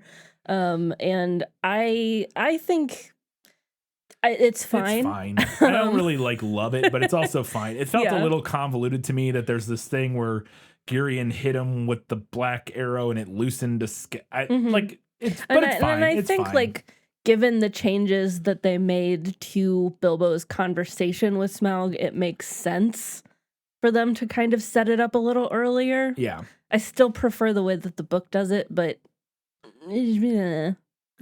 And I don't even necessarily mind making because again in the book it's not nearly as dramatic in terms of like it being the special arrow fired from a special weapon. Yeah. It's a little maybe cliche to kind of like make it this big thing. But I also think it's fine, especially when we're expanding this out. Having it be this special arrow fired from basically a giant ballista or whatever. I think it works. And having Bard which Bard I believe is, I think it's mentioned that he's the ancestor. Yeah, it is. It's mentioned in the book that he's the descendant of Girion, the guy who hit the dragon or was the master or the Lord of Dale or whatever in the original one. Yeah. And this may be controversial, like splitting up the dwarves and leaving some of them in Lake Town. Yes. Big fan of that. I'm sure some people were annoyed, like, well, they got to all go to the mountain. Like, sure, but I don't care. Like, there's too many of them. One, it gives us people to follow in Lake Town so that we can keep track of what's going on there. We have characters there that we, know and whatnot. Because, like, Keely is injured. He's got hit by the Morgul arrow, and he's, like, dying. And so Feely stays behind to help him, as well as a couple of Nori and two of the other dwarves. And one of those is specifically the guy who overslept and didn't get there in time because he was like hungover or whatever. I believe that's the one. The actor like literally had to go back to England for something, or that was like a scheduling thing. Him not going with him. The other ones that were planned to not go to the mountain, but I think his was like a scheduling issue from what I read. But it makes our company less cluttered in the mountain. We don't have 13 dwarves there to keep track of. God. But it also it gives us a touch point in Lake Town. And like I said, I like the stuff going on in Lake Town for the most part. Speaking of, I like, there's a very specific moment that is another Legolas moment that I like, which is that there's all that fight and stuff, blah, blah, blah, they kill a bunch of orcs, but there's this moment where they're standing, Legolas is on a balcony, and he like kicks an orc off a balcony, or one jumps off a balcony and lands on a boat, like a canoe in the water below them, and then he like kicks another orc off, and it falls in the boat, and catapults the other orc up to him, and he cuts its head off, and then its body falls back down into the water. I thought that's cool, man. I like that. And like I said, I do like this whole subplot with Tauriel and Legolas showing up in Lake Town, fighting Bolg, who's there to look for Thorin. I think that all tracks. And I even like I said, so the whole reason Tauriel is out here is that, one, she's going after Keely because she's got a crush on Keely, she's but got also the hots for him. Thranduil is kind of like doing like an isolationist, protectionist kind of thing of like, we're just going to close all of our borders and like it's not our problem, fuck them. And Tauriel's like, no, we should help. Like we should go do something and help them and that sort of thing. And I thought that was fine. And it also, I like that's kind of the Legolas is kind of trapped between. Because he likes Tauriel, but also he's the son of the king, and the king wants to do this, and it's kind of, I think it helps develop the character that Legolas becomes later. This part of it that's like fair. Going and helping on this thing, him being the one that goes to the council later makes more sense to me. But although I think there's a different reason for that in Lord of the Rings books that I can't recall. But anyways, also at the end of that scene where he fights Bolg in like the 1v1 battle. Which I thought was funny. They give that because we always see Legolas always uses his daggers. They give him a sword in this one. He's using Orcrist actually. Because he got Orcrist from Thorin.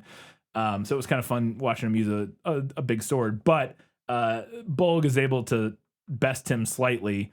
And there's this moment where Legolas like stumbles against a building and he's like bleeding out of his nose and he like wipes it and he has this like nobody makes me bleed my own blood moment and he like chases after Bolg because he's super mad. I thought that was funny. Yeah, Orlando Bloom really went all in on the Legolas eyes. Yes. In this. Yeah. And also that was in the prequel I mentioned that that was like somebody's like, and that in that scene where he's bleeding, he blinks and Legolas never blinks on camera. That's apparently when he's injured or I something. forgot to watch see if he blinked. He does other blink times. in that moment, but I don't know about other moments. But he does blink in that it. moment. I did notice that. We talked a lot about why we disliked the last action sequence with the molten gold and all of that. But I do think that it was a good call to cut the part where Smaug leaves the mountain and comes back and then leaves again. Yeah. It just similar, but those ends up together. Similar to the way where they have the thing where Bilbo goes down once and then leaves and then comes back again, and they combine that basically into one thing. Very good. Just kind of editing things down and making things make more sense. Totally works. So I actually have this in Better Movie because I actually really like the confrontation between Thorin and Smaug, where Thorin's standing on top of the big, well, what will be a statue. It's just like a big like rock thing. We're not really sure what it is at this point. And I actually really love the reveal where he's like, the king. I can't remember what the line is, but they pull the thing off and they've cast, because they've been doing all this gold or smelting all this gold, and they had been pouring it into this big cast, and they form this gigantic dwarf statue, and he's like returned under the mountain. It's a cool moment. And I was like, this is awesome. And this is my notes. I was like, oh, I love this. They cast a big gold dwarf in the Hall of Kings, and they get this big, like, back and forth conversation where they're bantering, and okay, never mind. Why did it just collapse? This makes no sense. Because then it went immediately to this is stupid, which is they cast this big gold statue, and then out of nowhere, he's standing there. It's just standing there for like 30 seconds. Yeah. And then all of a sudden it starts like bubbling, and then it like explodes. And I don't know. And like molten gold goes all over Smaug, and I don't understand what happened. I couldn't tell you. I don't know. Like what? Why did it hold together for like 30 seconds and then I have no idea. Maybe the idea was that it was already there and they melted it by like introducing more molten gold. But we don't. But why did it hold together for? Because we don't see anything from the time. So they reveal it and we see it. Yeah. And nothing else happens. And then all of a sudden, just like magically 30 seconds later, it starts like shooting spurts of molten gold out, and then the whole thing collapses. And unless I completely missed something that happened interveningly in that, I don't understand why it just like exploded and collapsed all of a sudden.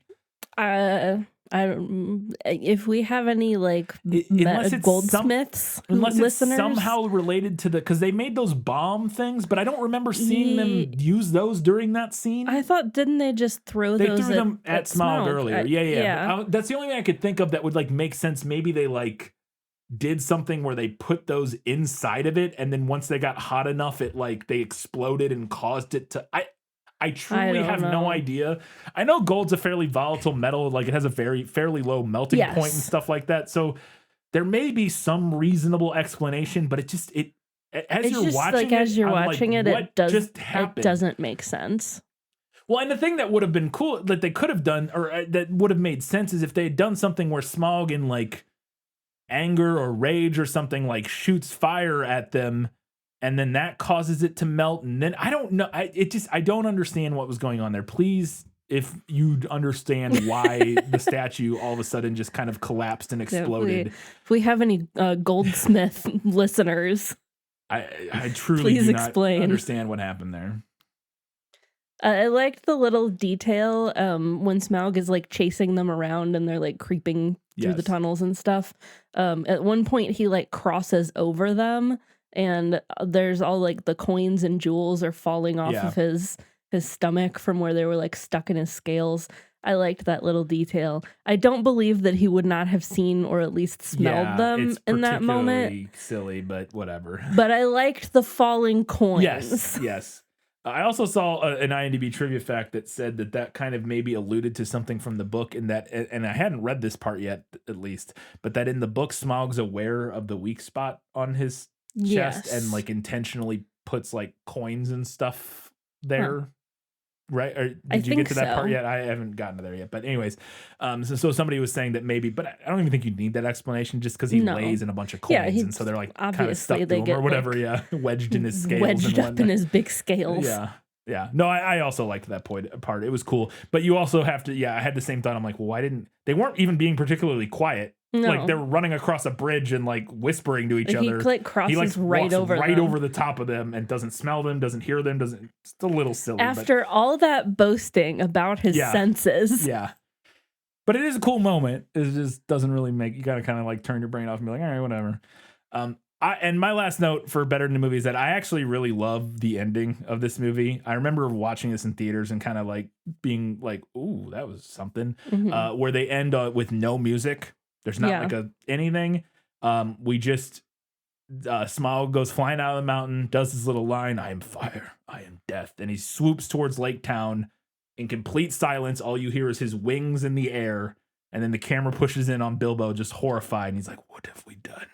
And then it just ends as it's a hell of a cliffhanger, in my opinion. Like I think it's a pretty good cliffhanger, and also one that wouldn't surprise me if that wasn't the plan from the beginning. And because that, to me, as somebody who does a lot of video editing, is a thing you kind of just find in the edit. Mm-hmm. Like you're just like, all of a sudden you kind of just have this idea and you're like, wait a second, what if we just cut out everything and we don't show him? And it could even be like, it could have even potentially been a thing of like budget or timelines of like, we don't have time to get all of the Lake Town battle and the whole Smaug thing done for this movie.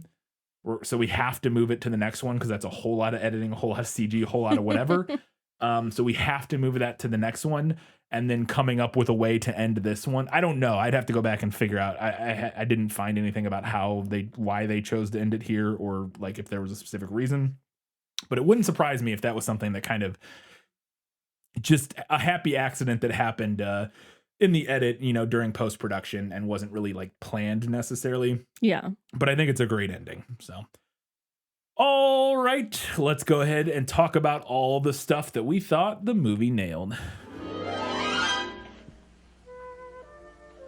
As I expected, practically perfect in every way. Okay, so back to Bjorn the Bear Man. He is, in fact, a vegan beekeeper. Yep. Yes, I mean, I feel like the movie just kind of implies the veganism, but the bees are there. Yeah, the movie isn't as explicit, but in the book it's very explicit that he does not eat animals. Does not eat animals at all. And fair enough. Yeah, he is an animal. He is man. an animal. Yeah. And he's also friends with them. Yeah. I did kind of hate his character design in the movie, It was though. not my It favorite. was not the best. It's just like I saw what they were going for, but it just, I don't know what it was about it that just felt. I really didn't like the whiskers. Yeah. Like it didn't give bear to me. He felt too animal-like in his human form. Yeah. Almost to me. Like that's not really what I was expecting him to look quite so animalistic in his human form. I don't know. I didn't completely hate it, but it was definitely, I was like, I would have done something different. I don't even know what I would have done different, but I would have done something different. Yeah. I did love that I knew I recognized his voice from somewhere. I was like, this guy sounds so familiar. And it turns out it's Ola's dad from Sex Education. Yeah. If you've watched the show Sex Education, one of the characters, the guy who's a love interest of Otis's mom, whatever her name is. But yes, I loved, I did have in the movie, nailed it as well, the giant bees. Yes. As soon as they get there, we see his giant hand-sized bees flying around that he keeps. He also lends the whole company ponies. Yep. Which concerned me a lot in the book. I was like, oh no, these ponies are going to die. But These then ones don't. These ones don't, because he's very specific that they're not to go into Mirkwood, No, and they have they to gotta send send the them back. ponies back Yep. before they go into the forest. Yeah.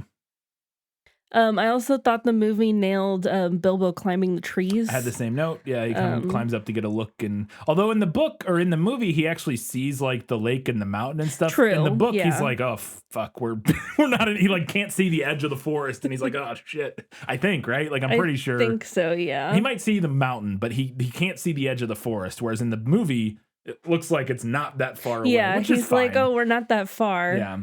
Which in the book that says they're not that far, he's like, had they known, they were like Yeah. in that moment. But I swear that Bilbo, for whatever reason, can't see whatever. It doesn't really matter, but it's close enough. I think the movie nailed how horrifying the giant spiders would be. Which we knew they would after Shelob in the in Return of the King. But yeah, it is absolutely horrifying. And also with the spiders, it's specifically mentioned in the movie. We see that when he puts his ring on, he then becomes able to understand the spiders. In the book, he's wearing the ring when he can understand them, but I don't know if it's explicitly stated that the ring is what allows him to be able to I had understand initially had this in Better in the Movie because I thought that was interesting, but I don't know if that's the implication or not, that the ring is what allows him. I went back and double checked like the part where the spiders where he understands it. And now I didn't read through the whole section again, so there may be a part where the ring comes off and he can still understand them. I don't know. Yeah. But the first part where he realizes he can understand them and they're speaking English, he has the ring on in that scene. I think that makes sense that the ring allows him to, because I think they do that in the other movies, like with the Nazgul and stuff. Yeah. Like he's able, like when you're wearing the ring, you're able to understand him. And I feel like there's some line in the book about that. I have this memory in my head, but it could be a movie thing. I don't know. Of somehow the ring, I felt like I had a memory of a line in the book about the ring allowing him to understand the black speech or whatever, but I could be wrong about that. I mean, it makes sense that the ring would allow him to to it does. understand It totally makes sense. So whether or not it was in the book or not, it's a good addition in the movie, or the movie nailed it, one of the two. I thought they nailed the bridge and the gates to Thranduil's castle. We get a drawing of it in the book. Yeah, there are a couple illustrations in this book. Looks pretty spot on. Yeah. It is also mentioned in the book that the Elven King sits on a throne of wood. Yes. Which he does in the movie. And also that he has a seasonal crown, which he does. Which he does. Yeah, absolutely. We both made this comment as we were watching the movie when Bilbo comes to jailbreak all of the dwarves. They're all being like really noisy. Yes. And we were both like, oh my God, shut up. And Bilbo says that. He's like, guys, shut up. Yeah. But honestly, well within the spirit of the book. Yeah. I thought the whole jailbreak was pretty spot on, including Bilbo stealing the keys from the drunk guards. We don't see that happen, but we see the guards being drunk and drinking the wine or whatever. I will say, and this is another one of the like cutting down the timeline. In the book, they're there for like weeks. Yeah. And Bilbo like haunts around the inside of the castle and like sneaks out and stuff and in and out of the castle. Yeah. It just like spends all this time like learning and looking for some way and developing a plan. And I understand why it's not quite that long, but I thought it could have been really fun. And again, if we had less at the end of this movie and a little more at the beginning, to kind of do the jailbreak scene, which it works fine as is. And I understand why they wouldn't want to draw it out, but I thought it could have been really fun to do it in like a heist style thing where like we have Bilbo like talking through the plan or something to himself, like you know, we see him like doing reconnaissance and like he's talking through the plan, and then we get that heist movie thing where like he's talking through the plan as we're seeing it happen. Yeah. And they could have fleshed that out a little bit more in a way that was a lot of fun. I will say I don't know how much there would be to flesh out, because in the book it's basically exactly what happens in the movie. He steals the keys, he unlocks their door, and immediately takes him down to the thing. And but I thought they could have fleshed that out a little bit more and done like a really fun action heist scene and then dialed back the whole river scene. That's just my take on it. Would have been more interesting. I would tend to agree. But I understand why they did what they did. No, I agree with you. This is another place where I kind of have a problem with the timeline, the pacing. There was also a line that I loved in the book. Because Bilbo he's literally just like creeping around wearing the ring the entire time. Yeah. And he like says to himself, I am a burglar that can't get away but must go on miserably burgling the same house day after day. Yes. That's good. I thought the movie pretty much nailed Lake Town. I thought the same thing. I thought Lake Town looked really cool in the movie, and also fairly similar to how you imagine it when reading the book. And specifically, there's an image at least in my version. I don't know if yours had the same. Yeah, it should have the same. There's a drawing of Lake Town, and they very clearly pulled inspiration because it looks almost exactly the same, like with the bridge going out to it and everything. And even like kind of the style of the buildings on it are fairly similar.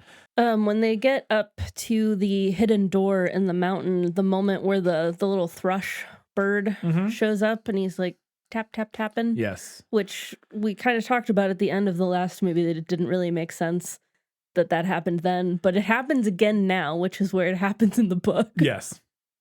Yeah, and the fact that Bilbo's the one who sees that and sees the keyhole open and then calls the rest of the dwarves up. I think my only complaint with this is that in the movie, the dwarves like give up and leave. They're like, oh, fuck. Like the sun goes down and they're like, well, that's it. We're out of here. And they just like bail immediately. It felt kind of strange because in the book, from my recollection, they're just out looking other places or doing something else or something. They didn't like give up and leave. Like Bilbo's there by himself, but it's not because the dwarves like said fuck this and left. They're like out doing other things, and then he does call them all back. But yeah, in the book they've been there forever, and in the movie they're there for like an hour, and then they're like, fuck this, we give up. It's like, okay, all right, sure, okay. But once we do get into the mountain, I thought the gigantic hills and mounds of gold that Smaug sleeps on pretty much nailed. And on the note of the gold, it looks so much better in this movie than it does in the scene at the end of the first one where Smaug kind of is sleeping in it or whatever. And this one, it looks great, and then the shots where he's like getting out of it look incredible. And we were talking about, we're like, wow, this looks so much better than the first one, and we speculated, especially related to your last note about the thrush and the bang, like how it makes no sense, that the first movie, that final scene may have been a last minute studio note of we have to tease the dragon. We got to set up the fact that the dragon is coming in the next movie. Yes. And so they're like, okay, gotta get butts in seats. And so they had like maybe a very short time frame to animate and do the whole Smaug scene at the end of the last movie, whereas this one they had a whole year or whatever to work on it. And so I wonder if that's maybe why it looks so much better in this movie as opposed to that little scene at the end of the first movie, because it's night and day difference how much better it looks. Another little moment, I didn't have this written down. I should have put this in better in the movie, I guess. But a little moment that I liked in the scene was when Smaug is waking up and Bilbo realizes that he can't get away, and he just like sits down. Yes. And like puts his like, well, his chin in his hand, like, okay. Guess I'm gonna get eaten by a dragon now. But I thought the movie did a pretty good job with their conversation. A lot of it is right from the book. A line that I particularly like, "Oh, Smaug, the unaccessibly wealthy." Yes. Yeah. No, I thought that was great. A little detail that I liked in the movie that I don't think is in the book, I might be misremembering, is that Smaug can sense the ring. Yeah. He mentions the ring in the movie. He's like, you got something. He said, I don't remember what he said. He specifically says the word precious. Yeah. Which I also didn't like, because how would he know that? Well, so the idea is, I think the idea is not that, if I had to defend that, which I'm not a huge fan of it, but I think the idea would be that it's not so much that he knows that, it's that the ring, the nature of the weird magic on the ring just makes people, that's like the word, like the thing people think of with the ring. It makes them think of it as precious, and they allude to it as being precious, even if they don't know what it is. It's just like this weird magic part of the ring, would be my guess. But yeah, I liked that he could sense the ring again, and whatever with the precious thing. But I like the line, "The tales and songs fall utterly short of your stupendousness, O Smaug." Yeah. Good. I also had the same next note that you had too. All of Bilbo's titles for himself, I love. Barrel Rider, like Clue Finder. Yeah. He has this whole string of titles for himself when he's trying to introduce himself to Smaug. And I really enjoyed it. The movie includes some of it, but not all of it. But I just wanted to read it really quick because I think it's fun. Who are you and where do you come from, may I ask? You may indeed. I come from under the hill, and under the hills and over the hills my paths lead, and through the air I am he that walks unseen. So I can well believe, said Smaug, but that is hardly your usual name. I am the clue finder, the web cutter, the stinging fly. I was chosen for the lucky number. Lovely titles, sneered the dragon, but lucky numbers don't always come off. I am he that buries his friends alive and drowns them and draws them alive again from the water. I came from the end of a bag, but no bag went over me. These don't sound so credible, scoffed Smaug. I am the friend of bears and the guest of eagles. I am ring winner and luck wearer. I am barrel rider, went on Bilbo, beginning to be pleased with his riddling. That's better, said Smaug, but don't let your imagination run away with you. Which I enjoyed that whole thing. I like that he comes up with all these fun, epic titles for himself.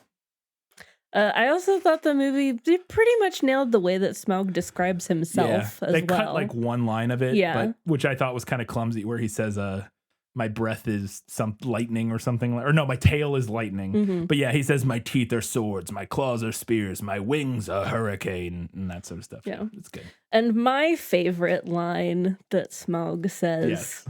and my breath, death.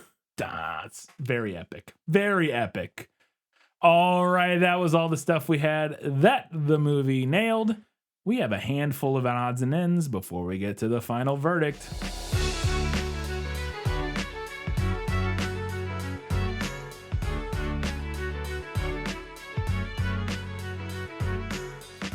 Right away, at the beginning of this movie, look at that man chomp that carrot. Peter Jackson reprises his role as Carrot Guy in Bree. Plays literally exact same cameo. If you remember from Fellowship, there's a guy walking across the street in Bree chomping on a carrot, and that is Peter Jackson, and he returns in this movie at the very beginning to be Carrot Guy in Bree. So that's fun. Maybe that's why they added that scene in Bree, so that he could honestly, reprise his role. Might have been. Honestly, I absolutely, and this is not, I don't think anybody will disagree with this. Is not a hot take, but I absolutely adore the way Ian McKellen speaks as Gandalf. The emphasis he puts on words, and the way he like rounds his mouth and speaks. I think what it is that because the way he, like, the one line in particular is like, Bilbo says, when they're getting ready to go into Mirkwood, Bilbo's like, and I found something in those caves, and Gandalf's like, what did you find? And he's like, and he's gonna tell him the ring, but then he's like, my courage. And Bilbo's like, good, you'll need it. And the way he says it, the way he says good, you'll need it, it feels so wizardly. Yeah. Because to me, it reminds me, it's a speaking pattern. The way he speaks in English reminds me of the way it sounds similar, and he rounds words in a way similar to when he's speaking like Elven or like doing like spells in whatever language that is. Maybe that's like high whatever the Valar or whatever, I don't know. Whatever language he's speaking when he's doing spells. It reminds me of the way that language is spoken, but he does it to English words, and I don't know. I don't know how to describe it other than saying it sounds wizardly. Like he speaks like a wizard should. Yeah. I mean, I agree. Great. It's just great. I adore it. So a little moment in this movie that I did not understand, when Thranduil is talking to Thorin, and we see briefly on his face, like, Thorin says something like, you've never lost, or you don't know what I've been through, or something like that. And he's like, oh, bet. Yeah. And then we see like briefly like some really intense like scarring on his face, and then it vanishes again. And I was like, what's going on there? So that is not mentioned in the book. I actually probably could have put this in better in the movie, because I thought this was really kind of cool and interesting, especially reading more about it. Because I read about this in the prequel. I didn't include it in the prequel notes because I wanted to include it in the main episode. But I remember reading about it when I was doing research for the prequel, and I thought it was really interesting. So apparently this potentially has some like canon / lore backing to it. And this was the direct, from IMDb trivia, the entry that I read.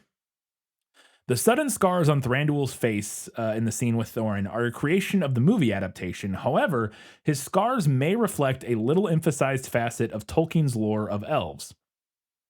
Elves Fea, I don't know exactly how it's pronounced. Fea, it's Fea, but it's got the double dots over the E, which is a metaphysical concept analogous to a soul. Essentially, it's like the elf soul. Occasionally influences the Hrora, however you pronounce that, Hroa with 2 dots over the O, which is their physical body. And so particularly under moments of extreme stress.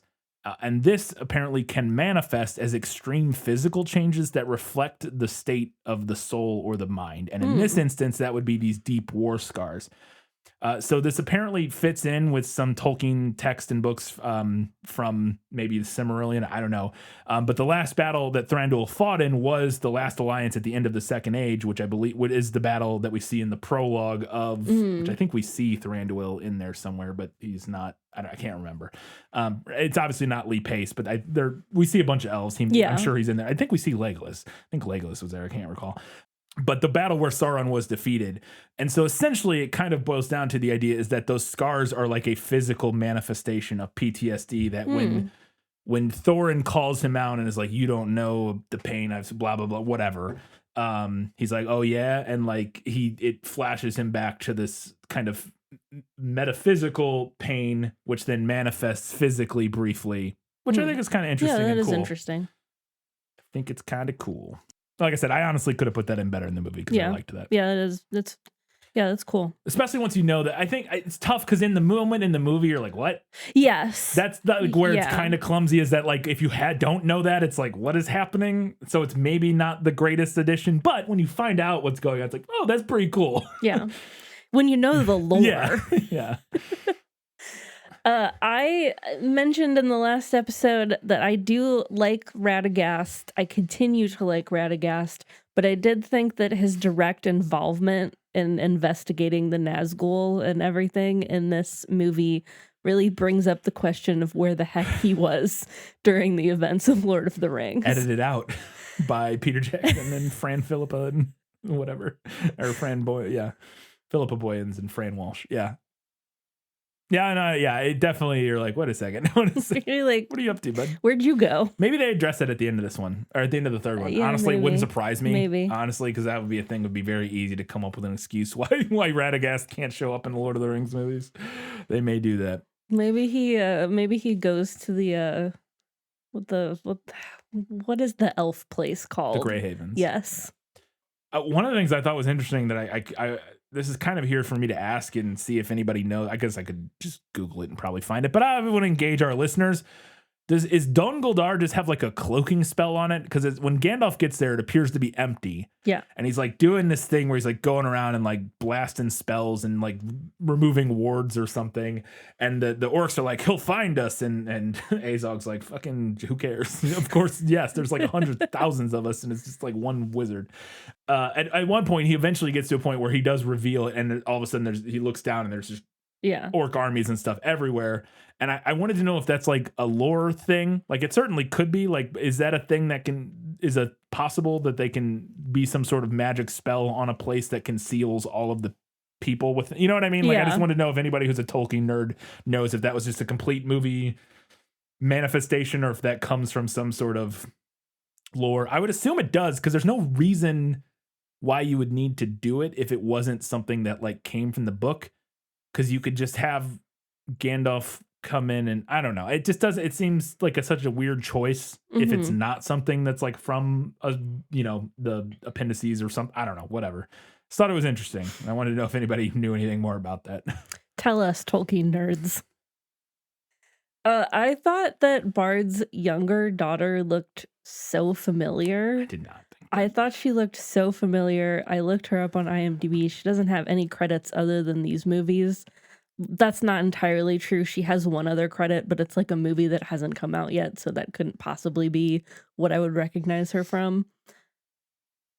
I don't know. I guess she just has a familiar face. She looks like somebody that I'm thinking of. I'm wondering if because I know a lot of the people in Lake Town were cameos. We didn't mention it, but I mentioned in the prequel that Steve Carell has, or not Carell, Colbert has a cameo as like a spy. Yes. In Lake Town. Do you know what her name was? Her character's name? Mary, maybe, or Tilda. So there is a Tilda. There's a Tilda and a Sigrid, and they're played by sisters. Mary Nesbitt is Tilda. Okay, that is the daughter of. That is actually a cameo. Not that it would be why you would recognize her, but Tilda or Mary Nesbitt is the daughter of, I believe, James Nesbitt, who is somebody. I can't find it. Hold on. It might be that might be Bofer. Oh. The dwarf Bofer. is James Nesbitt. That's the guy I mentioned, the one who has a hangover and oversleeps. That's the actor that had to go back to England. Anyways, those are his kids play some role in the movie as a cameo, but not that would be why you would recognize them. But anyways, I mean, that's fun for them, though. Yeah. Everything else aside, I just know that Benedict Cumberbatch had the best time. Oh, I mean, we know this. There's video evidence of this. I know. That's why we know. I've seen the footage of him writhing around, rolling around on the floor, pretending to be a dragon in the motion capture suit. It's hilarious. But I like that he had the best time. Yeah. Good for him. Absolutely. And my last note here, I am going to be that person. Strictly speaking, I'm pretty sure this version of Smaug is actually a wyvern. It is. And not a dragon. Yeah. I believe so I tried to look this up and find it somewhere, but I believe I read that originally the idea was for it to be a more traditional dragon where it has like 4 legs and then wings instead of the front legs incorporated into the wings, which is what this one is, which honestly is my preferred type of dragon. I think it's just most people. I think also it's a cooler prefer wyverns, dragon. yeah. I just think they're more, especially if you want to make them like a villain and scary and crazy, like intimidating, they just look cooler, like that kind. That's the kind that's also in like Game of Thrones. Those are all the same, that type of dragon. Whereas the ones that have 4 legs and then wings on their back, they just look more whimsical and like more like cuddly and fun. Because you think of like Pete's dragon and stuff, like, you know what I mean? They just don't have, not that you can't make one of those intimidating, but they just don't. I don't know. I like the wyvern style. I think the wyvern style is more like lizardy and like kind of alien looking almost. Yeah, they're cool. Like I said, but you are right. And like I said, I'm pretty sure at some point they redesigned it. That originally it wasn't. And I like I said, when I read this note of yours, I went looking for that. I don't know where I read it because I was like control Fing on like every page I had been on, and I could not find anything about a wyvern or anything. But I was like, I know I read this. That they originally had it more of a traditional dragon design. Then at some point decided no, we want it to be more like this wyvern design. But I agree. I think it looks really cool. But it is not a dragon, technically speaking. Before we get to the final verdict, we want to remind you can do us a giant favor by heading over to Facebook, Twitter, Instagram, Goodreads, Threads, any of those social media platforms. Interact. We'd love to hear what you have to say about Hobbit, The Desolation of Smaug. Did you like it? Did you hate it? What are your thoughts? What did you think of what we had to say about it? Do you disagree with anything we had to say? Do you have answers for our Laura questions about Lord of the Rings or Tolkien? Or our goldsmithing questions? Or our goldsmithing. That's the one, honestly, I'm most interested in. If you have an explanation for that statue scene, I need it because I'm going to have to go back and watch it again after this and see if I missed something. Because I was taking notes during that. That's the thing that we've mentioned this all the time, but we're always taking notes during the movie. So sometimes we do miss little details, but it is, I don't remember seeing anything that explains that. So please explain it for me. So yes, interact and we will talk about all of that on the next prequel episode. So you got about a week to get all that stuff. And not even a week, sorry. You got about like 4 days to get all that stuff in. You can do us a huge favor by heading over to Apple Podcasts, Spotify. Also, I believe we'll have to double check this. I heard that you can leave comments on Spotify episodes now. Oh, I didn't know that. I will have to check. I believe that they added a feature where you can like comment on episodes on Spotify. Okay, I heard a different podcast say that, so I don't know how accurate. We'll have to check that out. Please don't do that. I was gonna say, I hope nobody's been doing that because I have not been checking. We have not been looking for that, so please don't go through Facebook, Twitter, Instagram, anywhere else. Basically, if you do put it there, we'll try to see if anybody put anything there. But yeah, we haven't been checking that because I just heard this like last week. Somebody say that. I think it is really new if it is a thing. So, anyways, but yes, drop us a review on any platform that you listen to us. That's very helpful and gets us out to more people. And finally, if you want to support us, head over to patreon.com/thisfilmislit. Support us for $2, $5, or $15 a month. You get access to bonus content, specifically at the $5 and up level. $2 doesn't really give you a lot, little bit of early access, and you support us is the primary thing. But $5 and up, you get access to bonus content. Every month we release a bonus episode. Last month we did, I can't remember now. Last month we did The Rocketeer. Yes, this month we're doing the 10 Things I Hate About You. It's gonna be right up to the line. No, we'll do that. We're gonna do it. We're gonna do it. It's fine. We'll get it. It's fine. But yes, we're going to do 10 Things I Hate About You. And then next month, we haven't announced that yet. We have on Patreon. That's a bonus you get on Patreon as well. At all levels is you get a little bit early news about what we're doing and when. But we will eventually announce what we're doing for next month on Patreon. But it is related to The Hobbit. So look out for that. And that's at the $5 level. And the $15 level, you get access to priority recommendations, where if there's something you would really like for us to talk about, you subscribe at that level, recommend it to us, and we will add it to our queue as soon as we possibly can. That's everything. Katie, it's time for the final verdict. Sentence fast, verdict after. That's stupid. I'm going to keep this one fairly short because my thoughts are very similar, honestly, to the first movie, and I'm kind of interested to see how things wrap up in the third movie before really getting into the weeds on a final verdict. So after 2 movies, I think I'm pretty much ready to say that this series had the potential to be great. I love a lot of the additions and changes that they made. The script is wonderfully adapted and weaves together the events of The Hobbit with The Lord of the Rings in a way that I found really satisfying and that just feels right to me. And because I'm such a big fan of the Lord of the Rings movies, my nostalgia kind of allows me to forgive some of the clumsier fan service. But these movies very clearly needed more pre-production time to smooth over the rough edges in the script and the art direction and design, because aesthetically and tonally, things are still a bit of a mess in the same way they were in the first movie. But it's a mess that I had a good time watching, and especially as a supplementary piece to the book, I really enjoyed it. Once again, the film is a significantly better adaptation than I recalled upon the first time watching it, but it is still deeply flawed, and for that reason, I'm going to give this one to the book. I have mixed feelings on The Hobbit, The Desolation of Smaug. I still don't like the departure from the whimsical fairy story tone of the book. However, I do think that the darker tone works a little better here than it did in An Unexpected Journey, during the natural kind of second act low point of the narrative itself. The darker tone was also notably more even this time, which did help. I also still don't love how closely this trilogy is tied to the Lord of the Rings trilogy. Divorced. But I actually think that adding a completely new element in Tariel helped buffer that for me a little bit. I still don't like the love triangle angle, and I'm not looking forward to more of that in part 3. But adding an entirely new character helped it at least feel a little fresher and not just like 100% fan service. The main things that I struggled with during the second installment were the pacing and the chaotic action sequences. It was hard to tell how much time was supposed to be passing during much of the film, and I get that in some places that was likely done on purpose, but as I said earlier, I don't think the movie stuck the landing. In other places, it seemed like the story was rushing at a breakneck speed for no real reason.